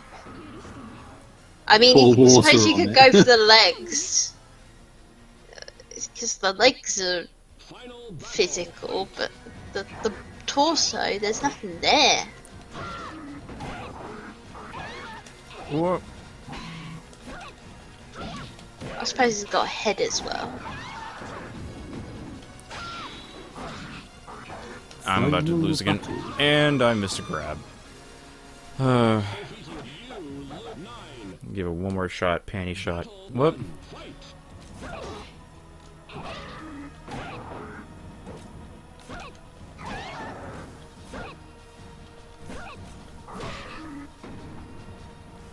Oop.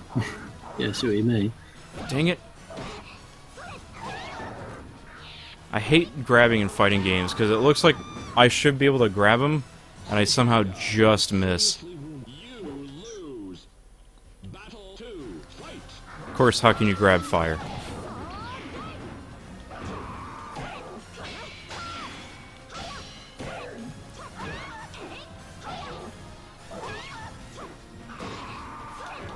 Ah, dang it! It did it again.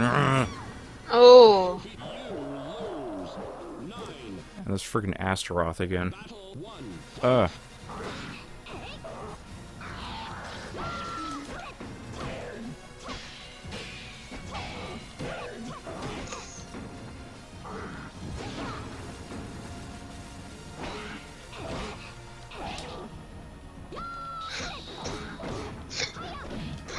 There we go. That's so the kinda hedgehog doing tearing you on. Oh dear. it. Oh, It is indeed no use. The ultimate demotivator. Or Iblis trigger, as they call it.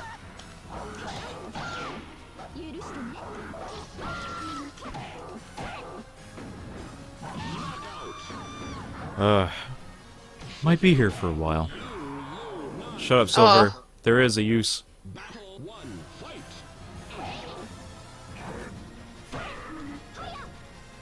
Oh, oh. It was close.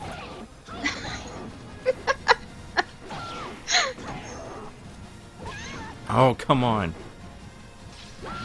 There we go. Thankfully, on this difficulty mode, it doesn't really... The computer player doesn't really block any of my attacks.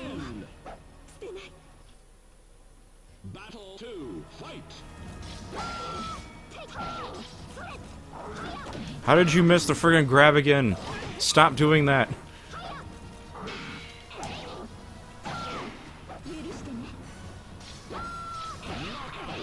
Hey, I finally did it, guys. Hey. Yay. If only I didn't game over several times.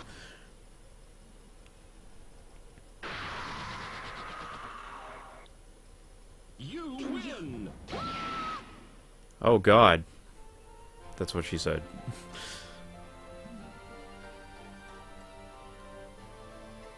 Festus? She literally did just say, "Oh God." Yeah. Following the sacred duty entrusted upon her, she returned home to her betrothed. Oh, she got married and gave birth to a child. I can no longer She hear the went voice of home the and gods. she became a family woman. Go With home the and be blessings of the townspeople. go home and be a family woman. That's okay.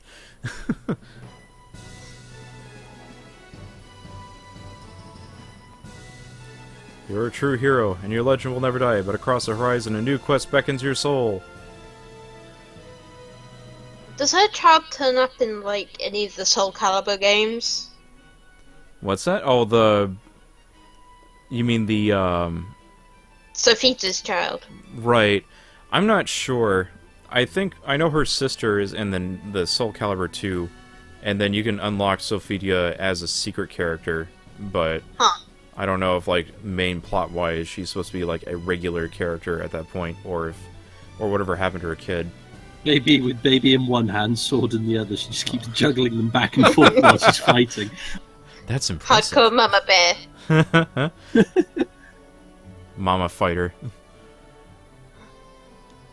You just broke up my baby.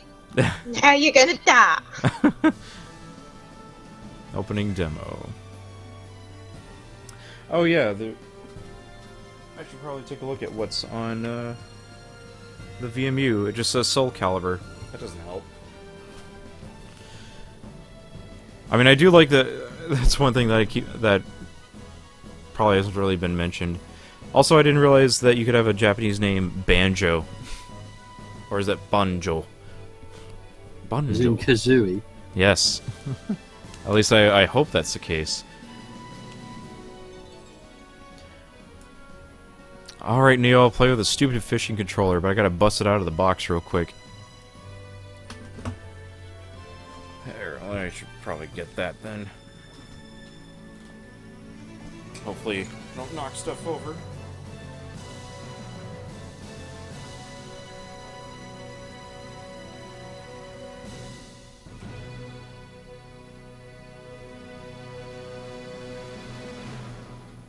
I do have to be careful because my accessories are all up on this thing here. Oh. Enter your name. What's my name? I only got 3 letters.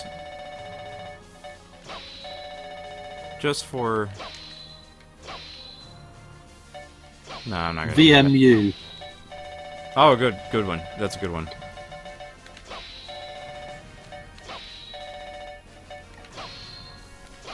There we go. The legend will never die. Wait, I can move! Why am I... A new soul arrives. Oh, I unlocked someone. Look at that. Nice.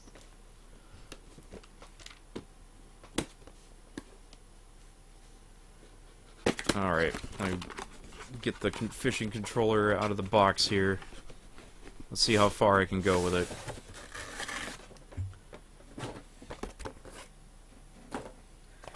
I think if you play the fishing rod with Virtua Tennis, it actually acts like a tennis racket. At least that's what I saw on SEGA Retro.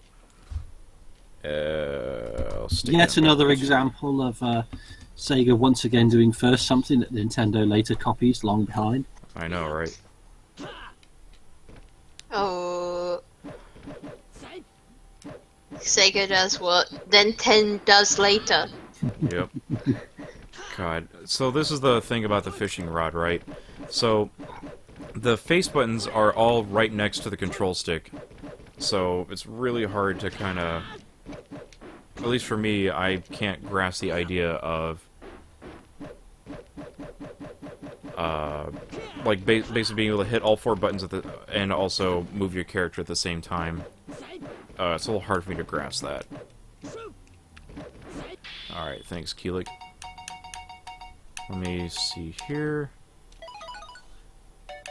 If we go I think to I've got a fishing controller somewhere. I think I bought one for like £2. Yeah, the game doesn't really see it as a fishing rod, unfortunately. It just sees it as a regular Dreamcast pad, if you look on the right-hand side. Aw, I thought I recognised it as a fishing rod. No, I think that it's just popular because someone in a tournament played with a fishing rod. The stage of history. Let's go with Huang. Oh, good. Astaroth. Is this the guy I want to see? Versus Han Song-Yong. Battle 1, fight! Alright, there's that.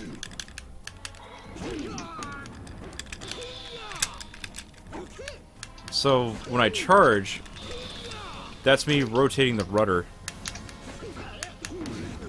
But, well, I also don't really have a good grasp on Huang, so that might not help.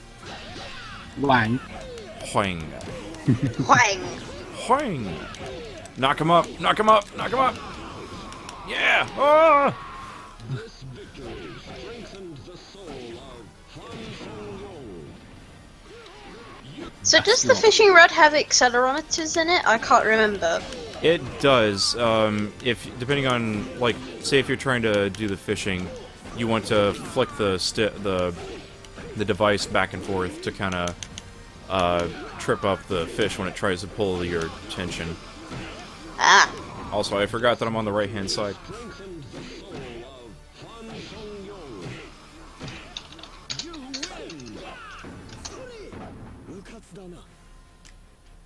win! You idiot, is what he says.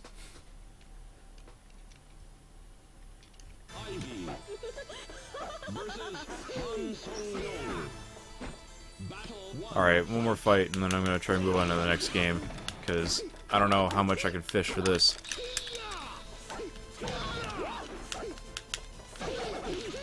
Land a big catch. Oh. Go down. I forget how to move. Okay, that's the parry button. That's good to know. Ah! This victory strengthened the soul of Han Song-Yong. You win! Battle 2. It's so fun to fall off. Whee!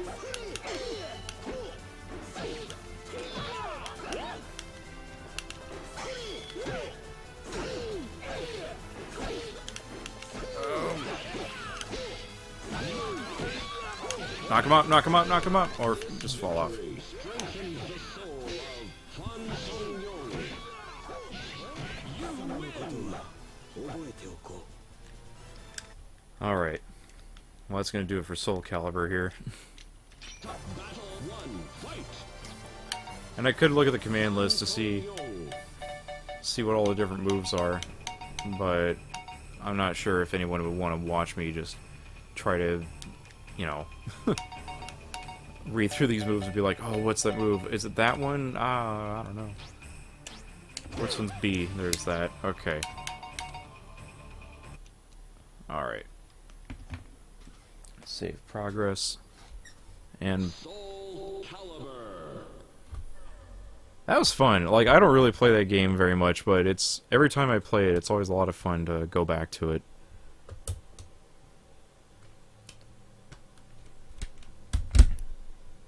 But let's see here.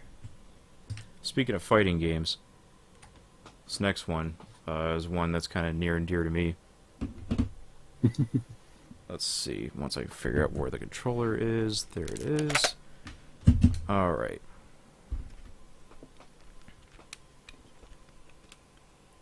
Trying to quickly get this thing going here. I don't... Neo's asking if I got Spider-Man. Well, I have Spider-Man, just not on Dreamcast, because the Dreamcast version's not the best version to play.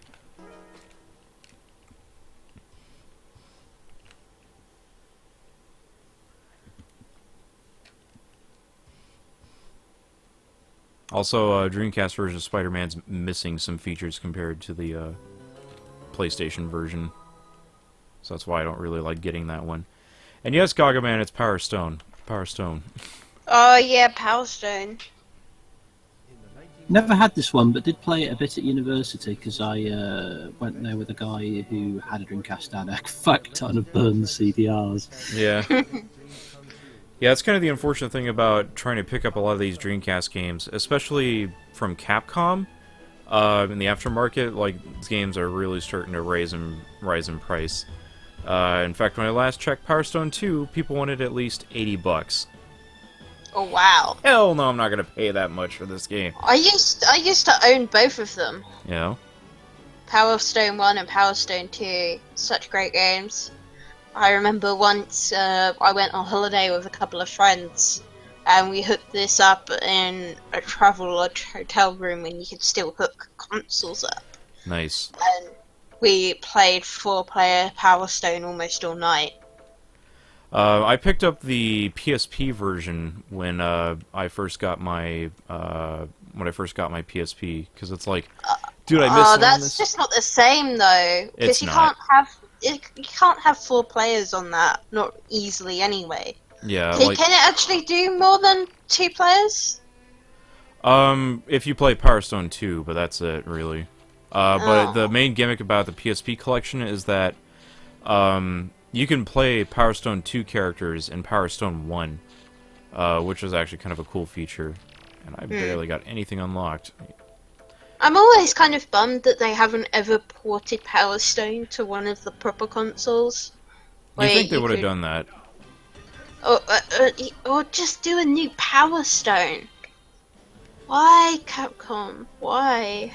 Because they're busy. Capcom doesn't make games that the fans actually want. You should know this by now. Well, they make AAA games. Like, that's their market now, unfortunately. I mean, Resident Evil. Like, Resident Evil has made that transition over, but they've tried poorly with Mega Man to make it relevant. Mega Man's basically out. Power Stone out. Ace Attorney is clinging on by the skin of its teeth. I'm surprised Ace Attorney still exists in the form that it is. Oh, I forgot how to do specials. Because again, I'm being cool and using a Saturn pad, because while SoulCalibur is a 4-button game, this is a 3-button game. So if I hold... Okay, that's punch and jump. There we go. They gave you a really tough character to start with in terms of fights. For a Power Stone, you mean? Yeah, this guy's tough one. I don't remember him coming up so early. Oh, I don't want to hit that button. There we go. Yeah, this guy can be pretty tough. Ione's not too bad. There we go. Ayane's probably my favourite. For me, it's either Falcon or Wang Tang. I mean, Ayane turns into basically a massive shuriken butterfly, which is great.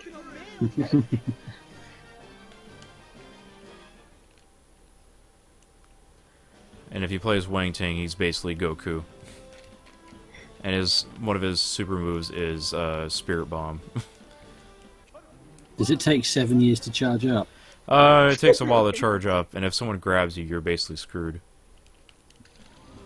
In fact, I forget how you're supposed to grab by using the 3-button layout.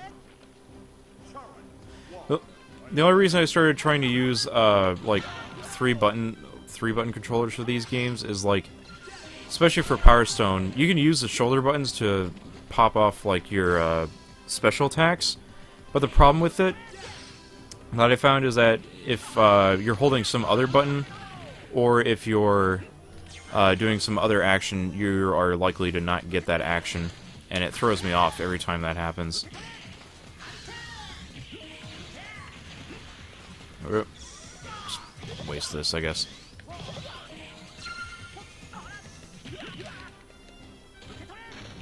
Ooh. Ow. I enjoy that Falcon is supposed to be British, even though he's basically an American pilot. Yeah. I mean, Does this he walk is... around saying like, "What up there, governor? I'm totally British, I am." Well, did you see the show? Like, he was totally, like, a mellow guy. Because that's the thing I forgot. There's an anime of Power Stone. I've actually never watched the anime. It's pretty boring. How long is it? I think like 26 or 40-something episodes, something like that. It's a full series. I tried the Sakura Wars anime a little while ago. I think it's the OVAs. And the first couple of episodes, I came away thinking, wow, all of these main characters are supposed to root for them, but they're dicks. But none of them are nice to the main character. They're all like, oh no, she made a mistake, let's run her out. I'm like, okay. Well, it's Neo, also I'm supposed to glad be you like- approve.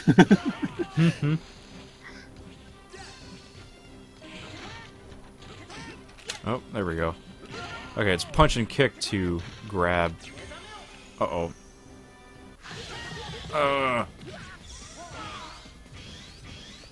Oh, wrong one. Okay.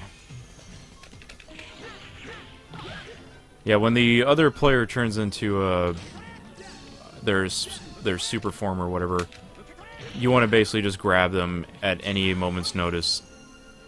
I just want to point out that Smash also copied this years later in Brawl. I could see. What do they copy over? The super moves. Oh thing. yeah. I mean, No, go ahead. Oh, sorry. Because it wasn't in like the first two games, but then they suddenly added it, and it's basically the Power Stone mechanic. Right. I mean, I know Sakurai said he's planned for it since the first Smash Brothers, but it's like, I'm pretty sure there's been some inspiration taken from this game. Yes. There we go. Oh, there we go.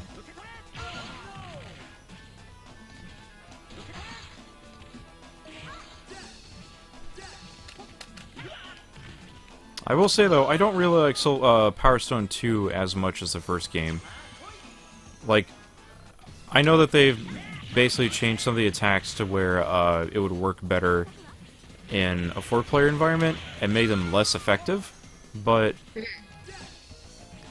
like there's something about this that feels a little more structured compared to the other one, and I'm sure part of it is like it's basically more of a party game compared to the first game is. I mean, this is kind of a party game, but there's, I'd say, a little more strategy in this game compared to what you would see in like even. Oh yeah, the 2 is way better when you have 4 people to actually play it with. If you don't have 4 people, then it's not as good as the original.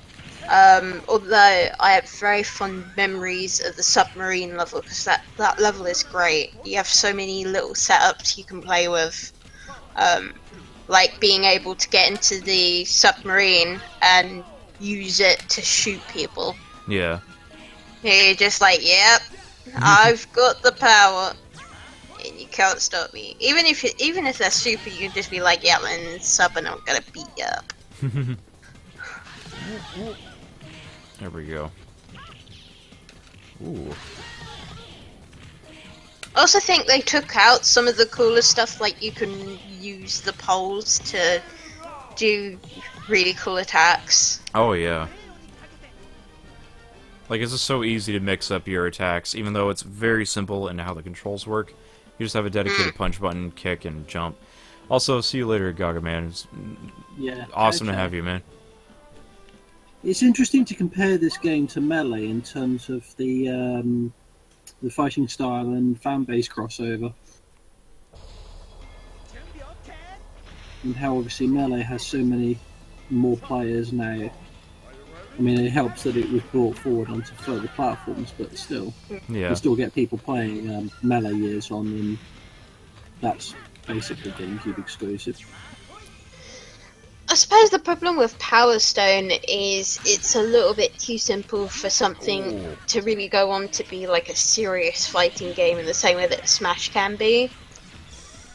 Because, I mean, once you get a super in this game, as long as you've got the right aim, you're basically winning. There we go, that's what I wanted. No, I was trying to get... I forgot there's a footstool attack you can do, which is very effective to just get a horrible edge. Ah! So it's like, it's effectively, it's sort of like a smash board that you can't turn off. Yeah. Oh yeah, also all the stage has interactive elements, which probably would enrage the purist players. I mean, it's like, I was reading this this rule list somewhere from a serious Smash tournament fighting group, and they had this thing where they played with Smash Ball on, but the rule set was such that as soon as one appeared, the game instantly had to be paused, and then they'd do rock, paper, scissors as to who would get the Smash Ball, and whoever won it, everybody else had to give way to let them have it. What? And it's just like, weird. Wow. Try this. Alright, they all missed. I hate using Falcon's rocket move when he's souped up with his special ability.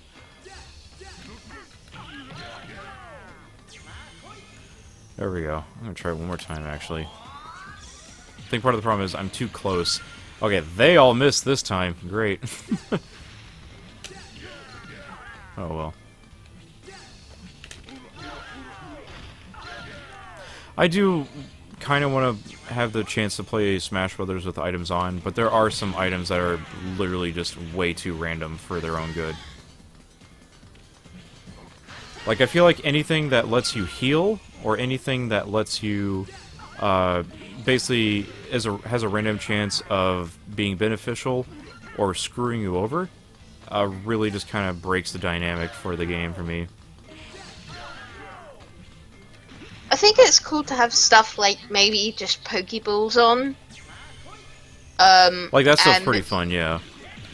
And maybe the hammer as well, because the hammer is just funny. It'd be kind of nice if you could, like, turn off and on certain, like, you know, assist trophies or Pokeballs so that only specific types can spawn out. Ooh, yeah. Because there are some that are, like... I can't name... I don't know any of the new Pokemon, so I can't really identify which one's which, but... Like in the new Smash Brothers that's kind of like a unicorn? You know which one that is? Keldeo. Yeah, like that one, like, will just shoot its horn out and then, like, covers a wide range of space. And you're basically, like, if you're at a high percentage, you're basically done for at that point. It's really rare to get that one, though. Yeah. Same with most legendaries, actually. Oh, it's a legendary Pokemon? Yeah. Oh, that kind of explains why it's so brutal.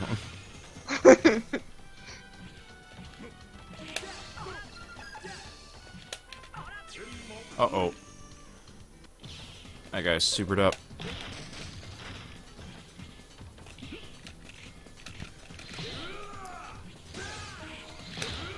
Oh.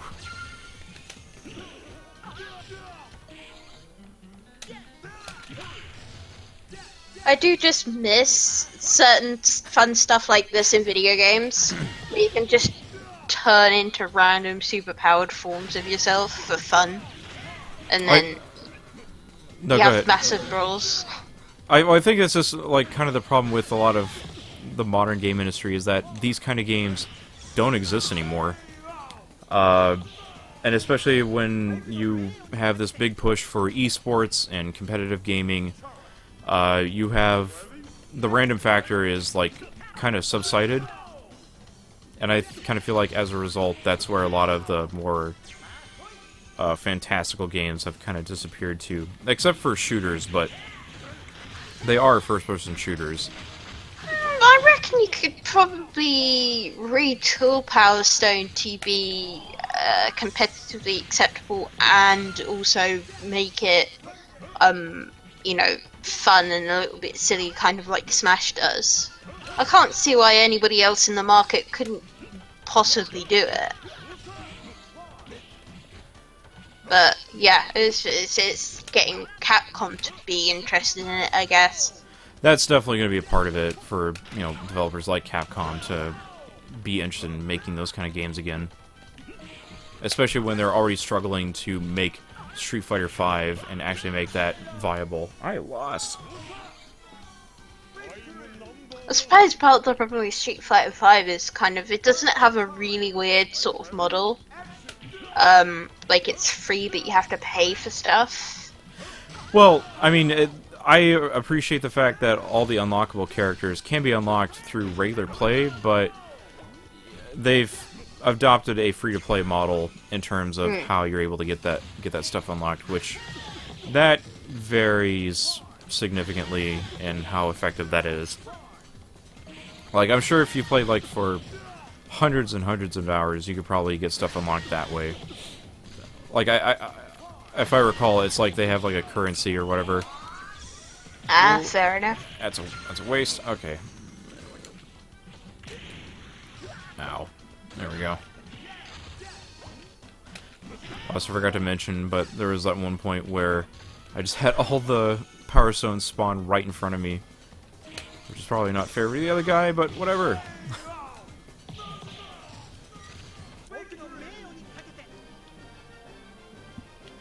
Yay, fiddling with the camera.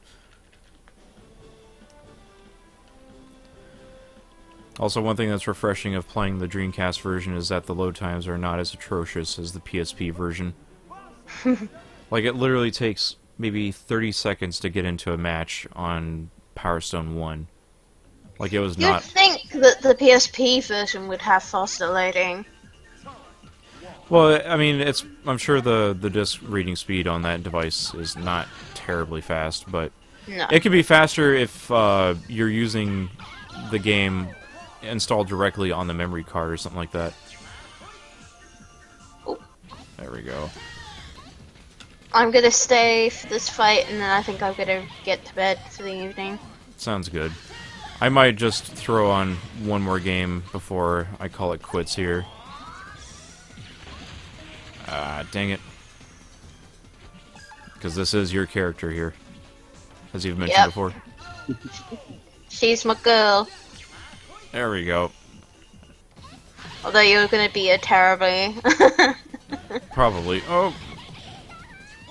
Oh, I didn't mean to use that. Oh, whatever. I win. Oh. No. No. She never landed a hit on me. Stop. Isn't her, like, according to, like, there's a fair amount of lore in the world of Power Stone for whatever reason. Like, apparently she's part of a family that, like, travels around. And it's kind of funny. And it's kind of funny that the anime was able to expand upon this, but you don't get to see any of that kind of stuff in the fighting game. Oh, wrong one. There is quite a lot of lore in the Power Stone series that's kind of there, but just never really gets worked upon. And I can see why they would have tried to have done an anime, but at the same time, it's disappointing to know that it was a bit naff. Yeah.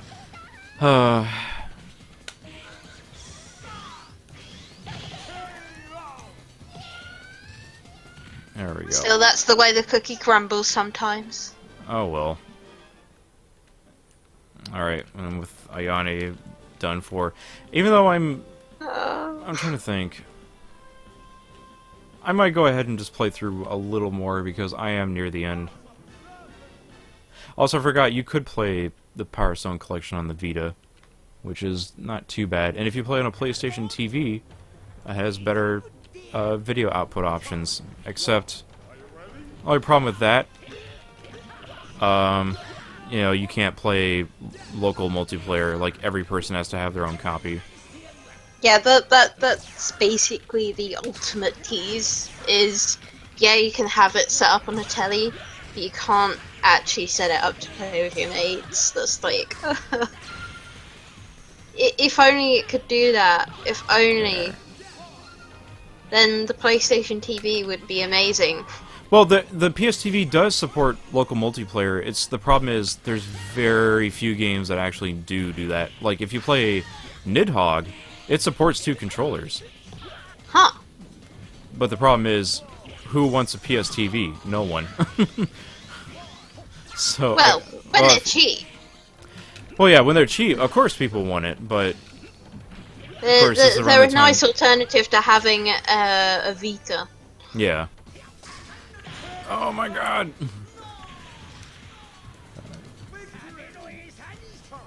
Friggin' Kraken here, give me the business. Also, another Kraken today. Who knew?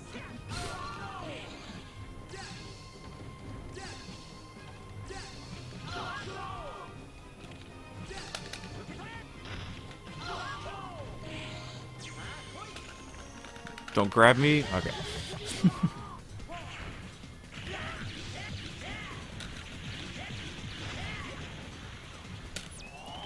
See if that works. Sure. Splendid.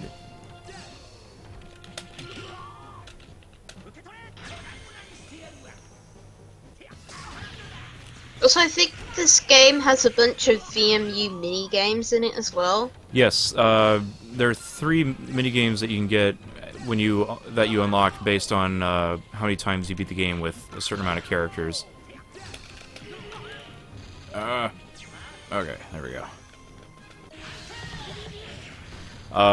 There's one that's like, I think it's a slots minigame, one where you fly Falcon around in his little biplane.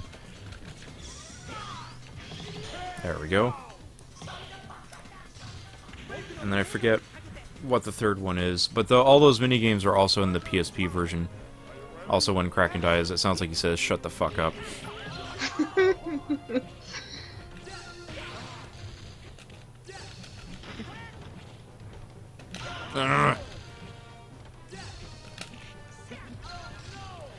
I think the kicks, like kicking the other players, when you use the kick move on the other player, it's a really good way to just do an immediate knockdown.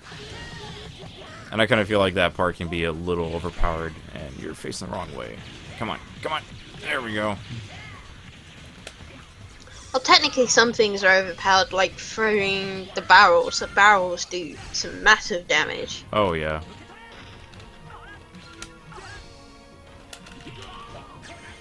Oh.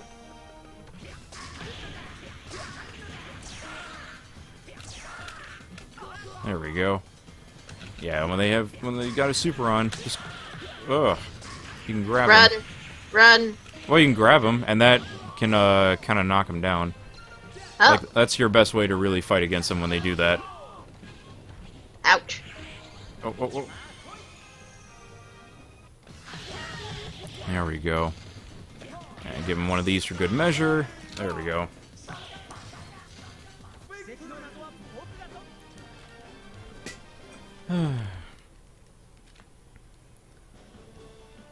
There we go. Now it's 1.5 fights left.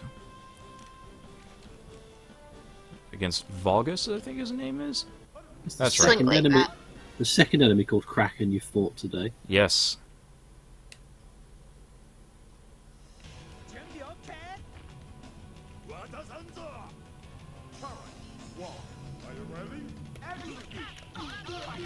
There we go. Also, that's not the grab move, which I was trying to do. Oh! Actually, surprisingly, Power Stone is one of the few games that doesn't do the evil doppelganger thing. Like, there's no M. Bison, or like I forget what Valgus's, like, main purpose is. I think he's literally just someone who's been overcome by the power of the Power Stones and has got greedy. No, no, no! I did the wrong move.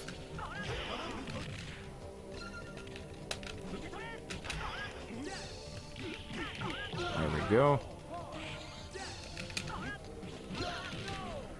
Uh-oh. There we go.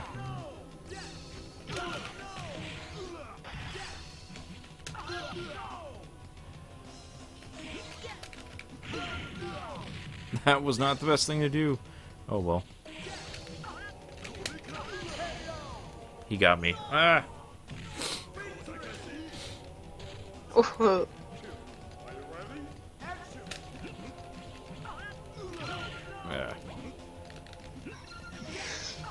Yeah, his range of attack is way too wide for its own good.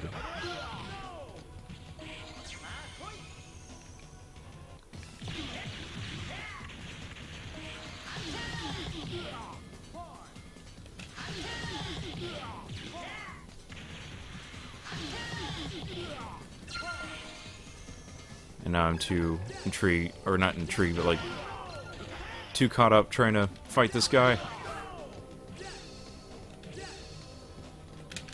So I don't have much to say at the moment.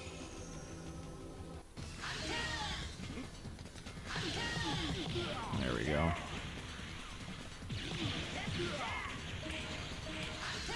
No. And for some reason the shoulder buttons aren't working. Oh well. Uh-oh.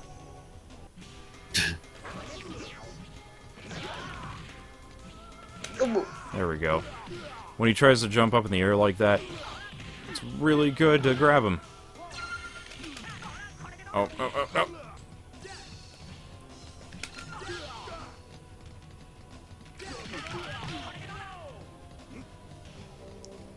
Oh, oh. I'm running out of time, and I'm low on health.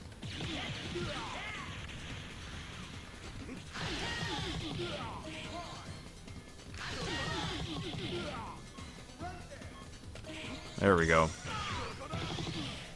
Freaking, that's what I've been trying to do this whole time! No. Oh, I won through timeout!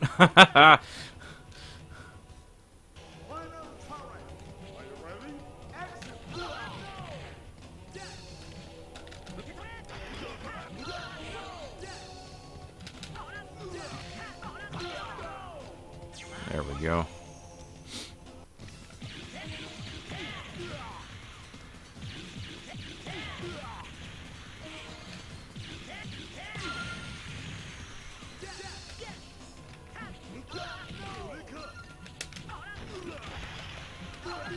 There we go.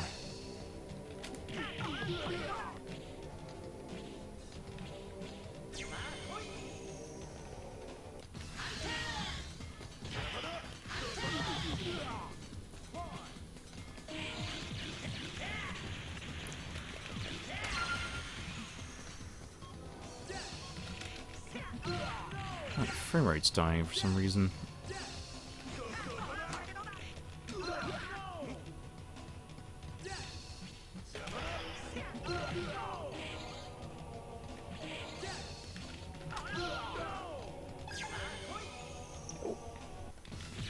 Oh, there we go. Yeah, I'll give him one of these. Oh, nope. There we go. That's the right move to do.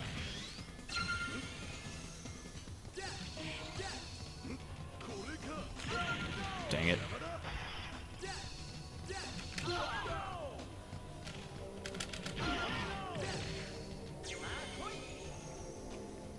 Hit him with everything. There we go.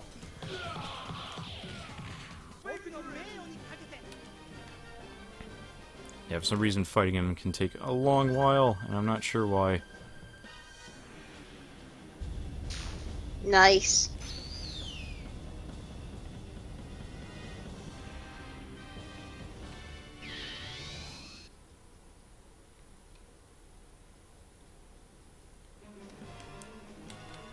Now it's off to fight Final Valgus, which is this hideous Akira-inspired nonsense. And also dodging Oh his... gosh, I forgot about this. Yeah, this... When he does his attack thing, where he shoots stuff out from his back, is the worst thing to fight. basically like the final Bio Lizard. Yes.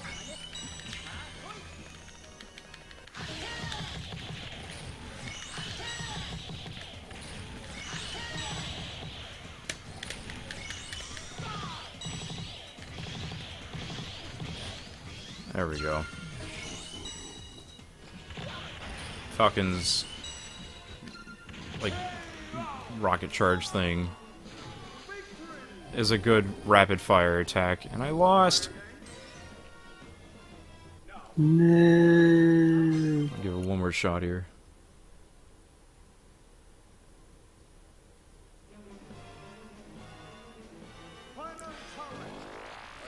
Area 51 is asking if I got Spawn. I don't have that game, but I saw footage of that game fairly recently, and it looks kind of interesting for what it is. Ugh. I forget the best way to dodge this thing.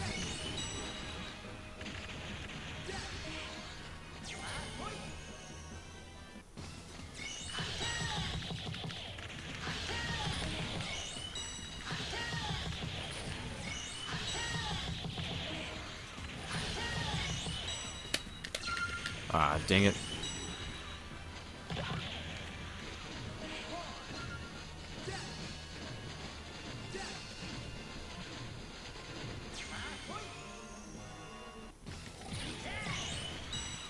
Ooh. Let's just go for this. Oh. Man, that thing hones in way too hard.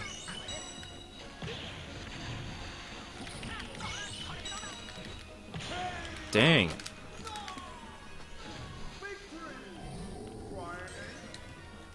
I normally don't have this much trouble fighting this boss.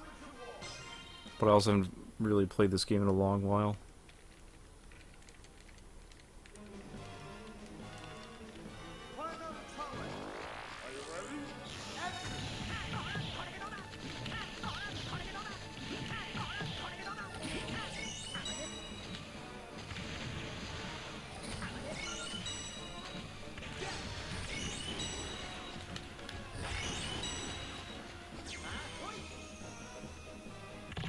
Ow.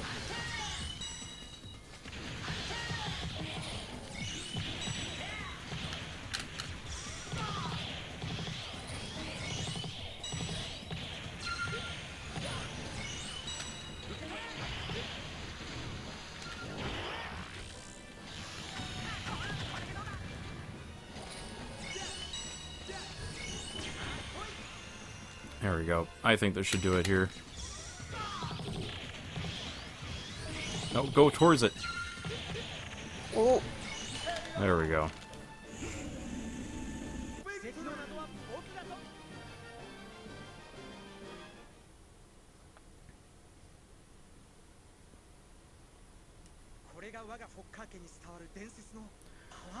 Finally. Alright.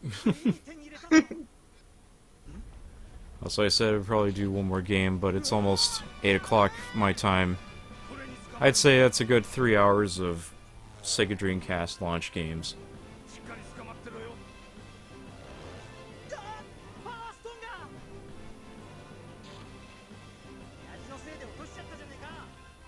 I like how he just slides off the screen there.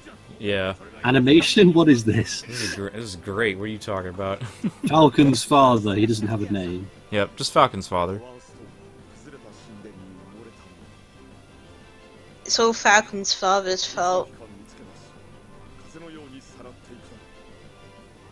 You know, my favorite character in The Simpsons is Bart's dad. The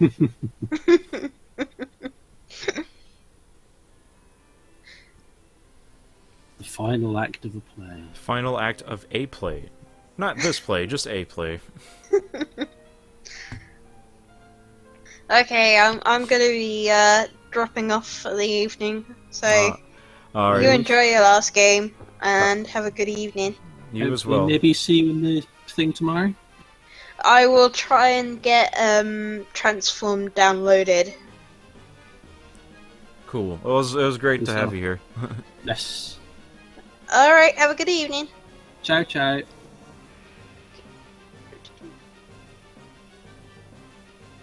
Yeah, I think I'm just going to cut it down to a very quick round of this last game I wanted to take a look at.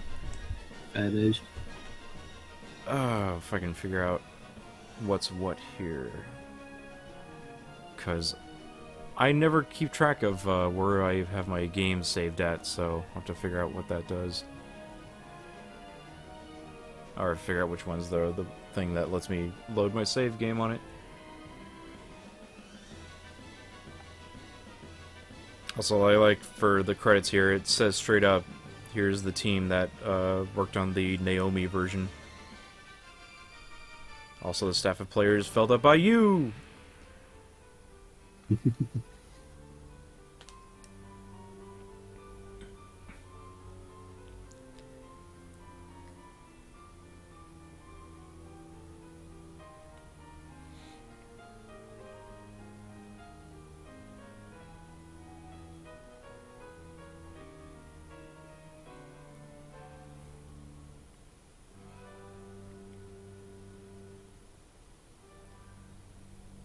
Ah, that's quite pretty. And then I guess that's it. Oh, wait, there we go. I'm gonna go with your previous suggestion. My initials are VMU.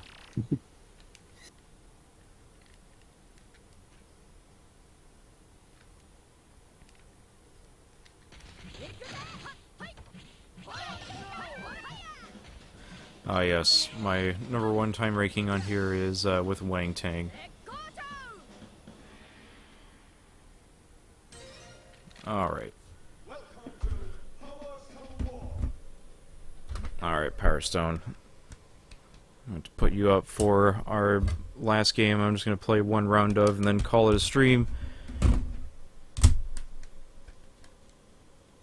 And fix the VGA cable here.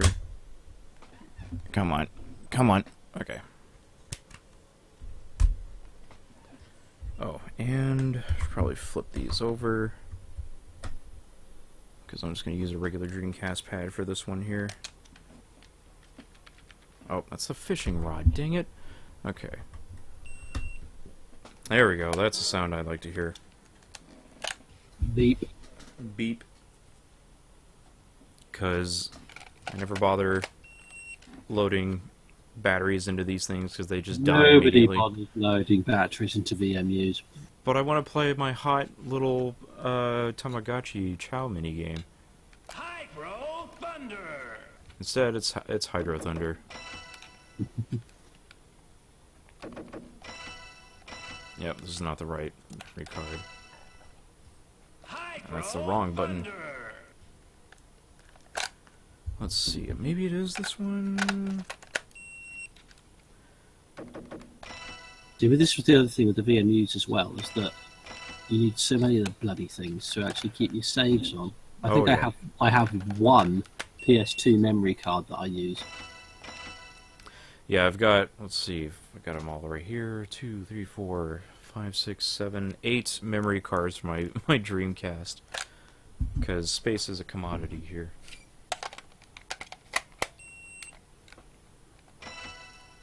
That is the right term, right? Oh, dear God. Okay. Hydro Thunder. Found the right one. I think I'm going to pick one that I know I can play through without losing terribly. The Far East! Funny enough, when this game came out for Dreamcast, they snuck in a cheat code in the commercial for the game where you just unlock everything. And I don't know why I don't know why I still remember it. It's just !, P as in Peter, B as in boy. And that just gives you everything. PB. Huh? PB? Personal best. Also, for some reason, this game doesn't like my VGA output, so just have to kind of play it by ear here. Hydro Thunder.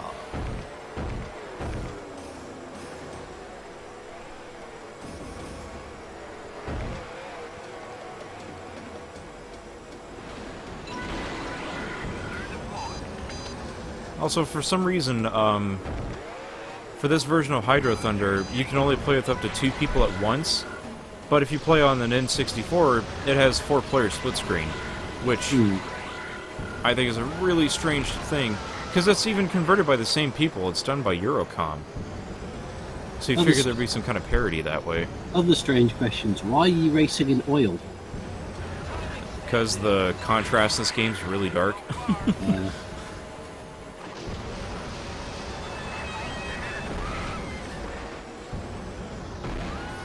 Probably my favorite thing is just boosting into innocent pedestrian boats and just knocking them out. And they just scream in fear.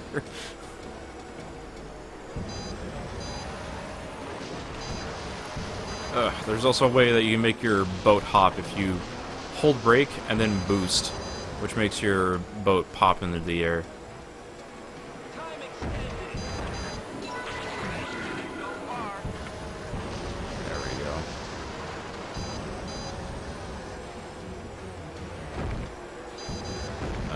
Miss that.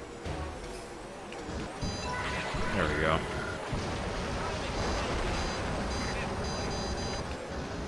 I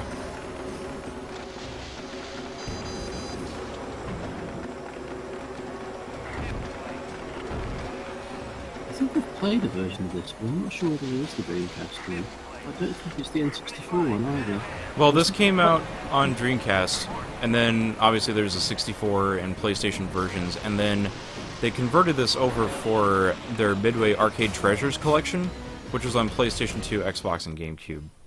It might be that, actually. I've played it on, I've got that.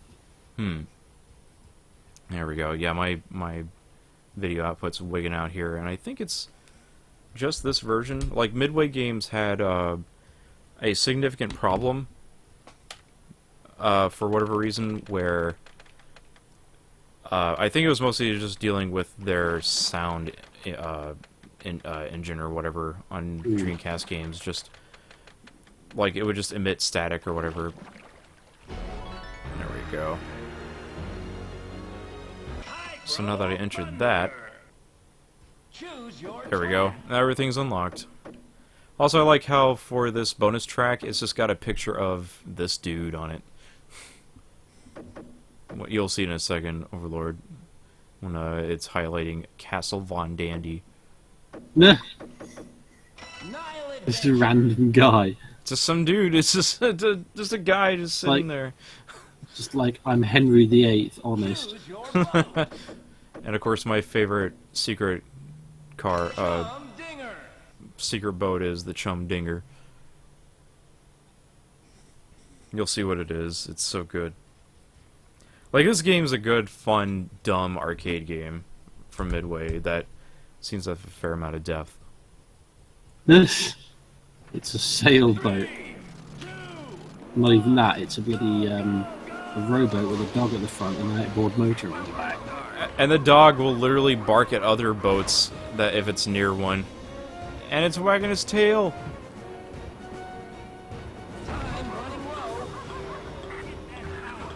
Also, I forgot this game's also really unforgiving with time, so hopefully I'm not going to run out of time. I think I ran out of time. Oh, just get there. Nope. Let me try that one more time. And then I'm just going to, I think I'll call it a stream, because it's already past 8. Choose your track. Nile Adventure.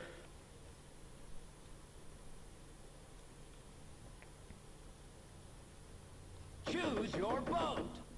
Chum Dinger. There we go.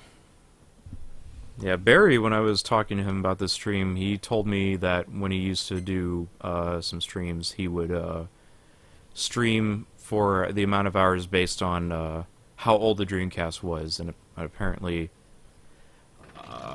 like, it got to a point where he was streaming for like 9 hours, just covering Dreamcast stuff.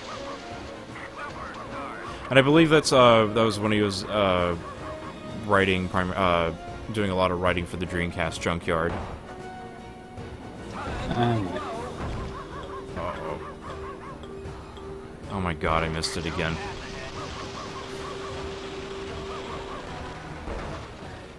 Oh, get there, Chumdinger. No, it just hit the... So is this boat like the tofu boy of this game? It's not that bad. At least it's not supposed to be. Alright, I don't want to end on me screwing up on a track here.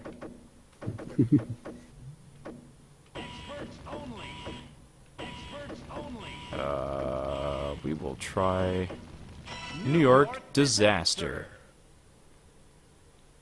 That's a great name for a track, by the way. Choose your boat. Chumdinger. It's basically, we took the ending to Sonic Adventure and we turned it into a racing level. Alright, we're going to try and do this boost trick one more time here.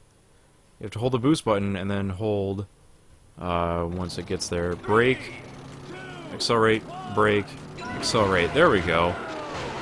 And that's when you hold the boost button and you just get a super start.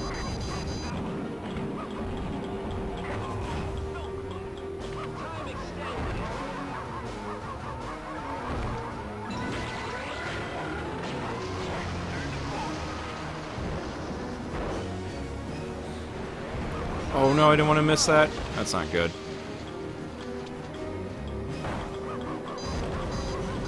Just have to hope for the best. Yeah, when you start getting to the hard tracks, it starts becoming extremely unforgiving in how the timer works. Like, I'm basically, like, down the wire. Oh, I missed it again.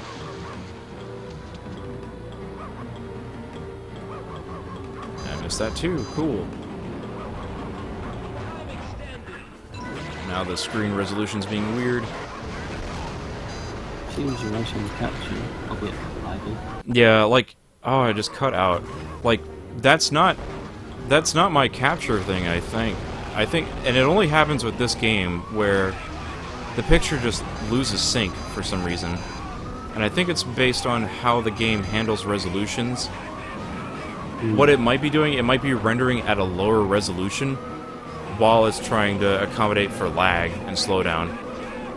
Yeah, that would make some sense, yeah. And it kind of makes me wonder if, like, you know, how, you know, PlayStation had that thing recently where it was talking about the PlayStation 4 Neo.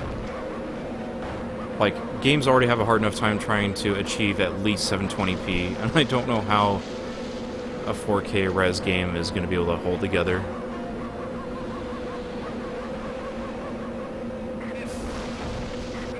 Come on, Chumdinger. Let's at least get fourth. Yeah!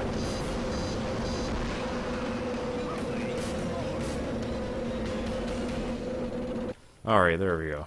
That's gonna do it for freaking Hyper Thunder. We've gone from sailing on oil to sort of like very dark coloured piss. Give it a little more credit. This is a good looking game.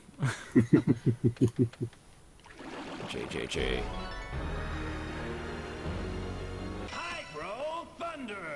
Alright, that's gonna do it for the Dreamcast launch stream. Like, that's still a pretty hefty amount of variety in these games that had come out, even if it is not quite as well. I'd say it's a fair look at like what people were able to get back in the day, and it's definitely different from like what you would get for like a modern console release, especially when like you would mostly just get like, you know, last generation ports or upscaled ports and stuff like that. You know, here you had like a new major Sonic game. And yeah, certainly. Well, there was like a good chunk of like arcade games that had come out. A lot of it was, you know, you had like your fighters, your racing games, and even beat 'em ups like Dynamite Cop, which were, you know, like amazing for their time, and it's still fun for me to play today. Which is definitely more than you can say for a lot of early 3D, you know, platforms at the time. But the system has a very good decent to crap ratio. Yes. As opposed to a system like, say, the PlayStation 2. Yeah, I mean, obviously for PS2, like anybody could, like it was the popular platform, obviously because it sold very well compared to some of the other platforms that had come out, and I'm sure part of it had to do with like the DVD player that was embedded into it. But despite that, even so, I mean, I would say that the N64 has a far worse ratio than say the Dreamcast does. Oh yeah, and that's kind of a bummer too, because I do like the Nintendo 64, but I'm not gonna slide the fact that like no one in their right mind needs to go play Turok Dinosaur Hunter or any of them for that matter. Superman. Oh, Superman 64, but like like it's definitely been invented for its time, and obviously we only covered a lot of the games that had come out at launch. But there's been other crazier things that had supported, like keyboards and mice, and like I'm even looking at it right now, my Samba de Amigo Maraca set, which is a crazy thing to see of itself. I've got one of those. Nice. I've only got the Japanese version when I was able to find it for a not hideous price, but mine is. Yeah, and mine's British, but I got it off a friend. So nice. I kept seeing the maracas in at like a Fry's Electronics, or like it's basically Electronic Superstore, and they would just have them sitting on top of the aisles, and I kept seeing it, and I was like, I should probably get that, and I never did until it was far too late in the system's lifespan. But yeah, like that's definitely. I hope people who are watching, like, you have some pretty fond memories. I definitely appreciate a lot of the people that have come out to come watch this brief look at what it was like to get a Dreamcast at launch, and I'm surprised mine still works after all these years. Like I got mine pre-ordered through Toys R Us to get, and it came with a copy of Sonic Adventure and the strategy guide for it, but I've been using it since then, and I hope it sticks with me for another 17 plus years at that point. But yeah, I guess I'll go ahead and wrap it up. Definitely want to thank you, Overlord. Thank you so much for coming, because no, it's not a problem. Otherwise, it was just going to be me just randomly mumbling, going, "Oh, I forgot everything I was going to say," because I can't play and talk at the same time. And of course, thanks to Becky for jumping in too, and thanks to Gene for jumping in. And we hope to see you guys tomorrow when we do the Sonic and All-Stars Racing Transformed live stream. Just send a friend request on Steam to SEGA Channel Retro or Bartman3010, whichever comes up for you. And send a friend request, and get ready to come race with us come tomorrow. Yeah, that's gonna do it. And y'all have a good night, good day or night, or whatever time it is for y'all. Good night, everyone. See you tomorrow.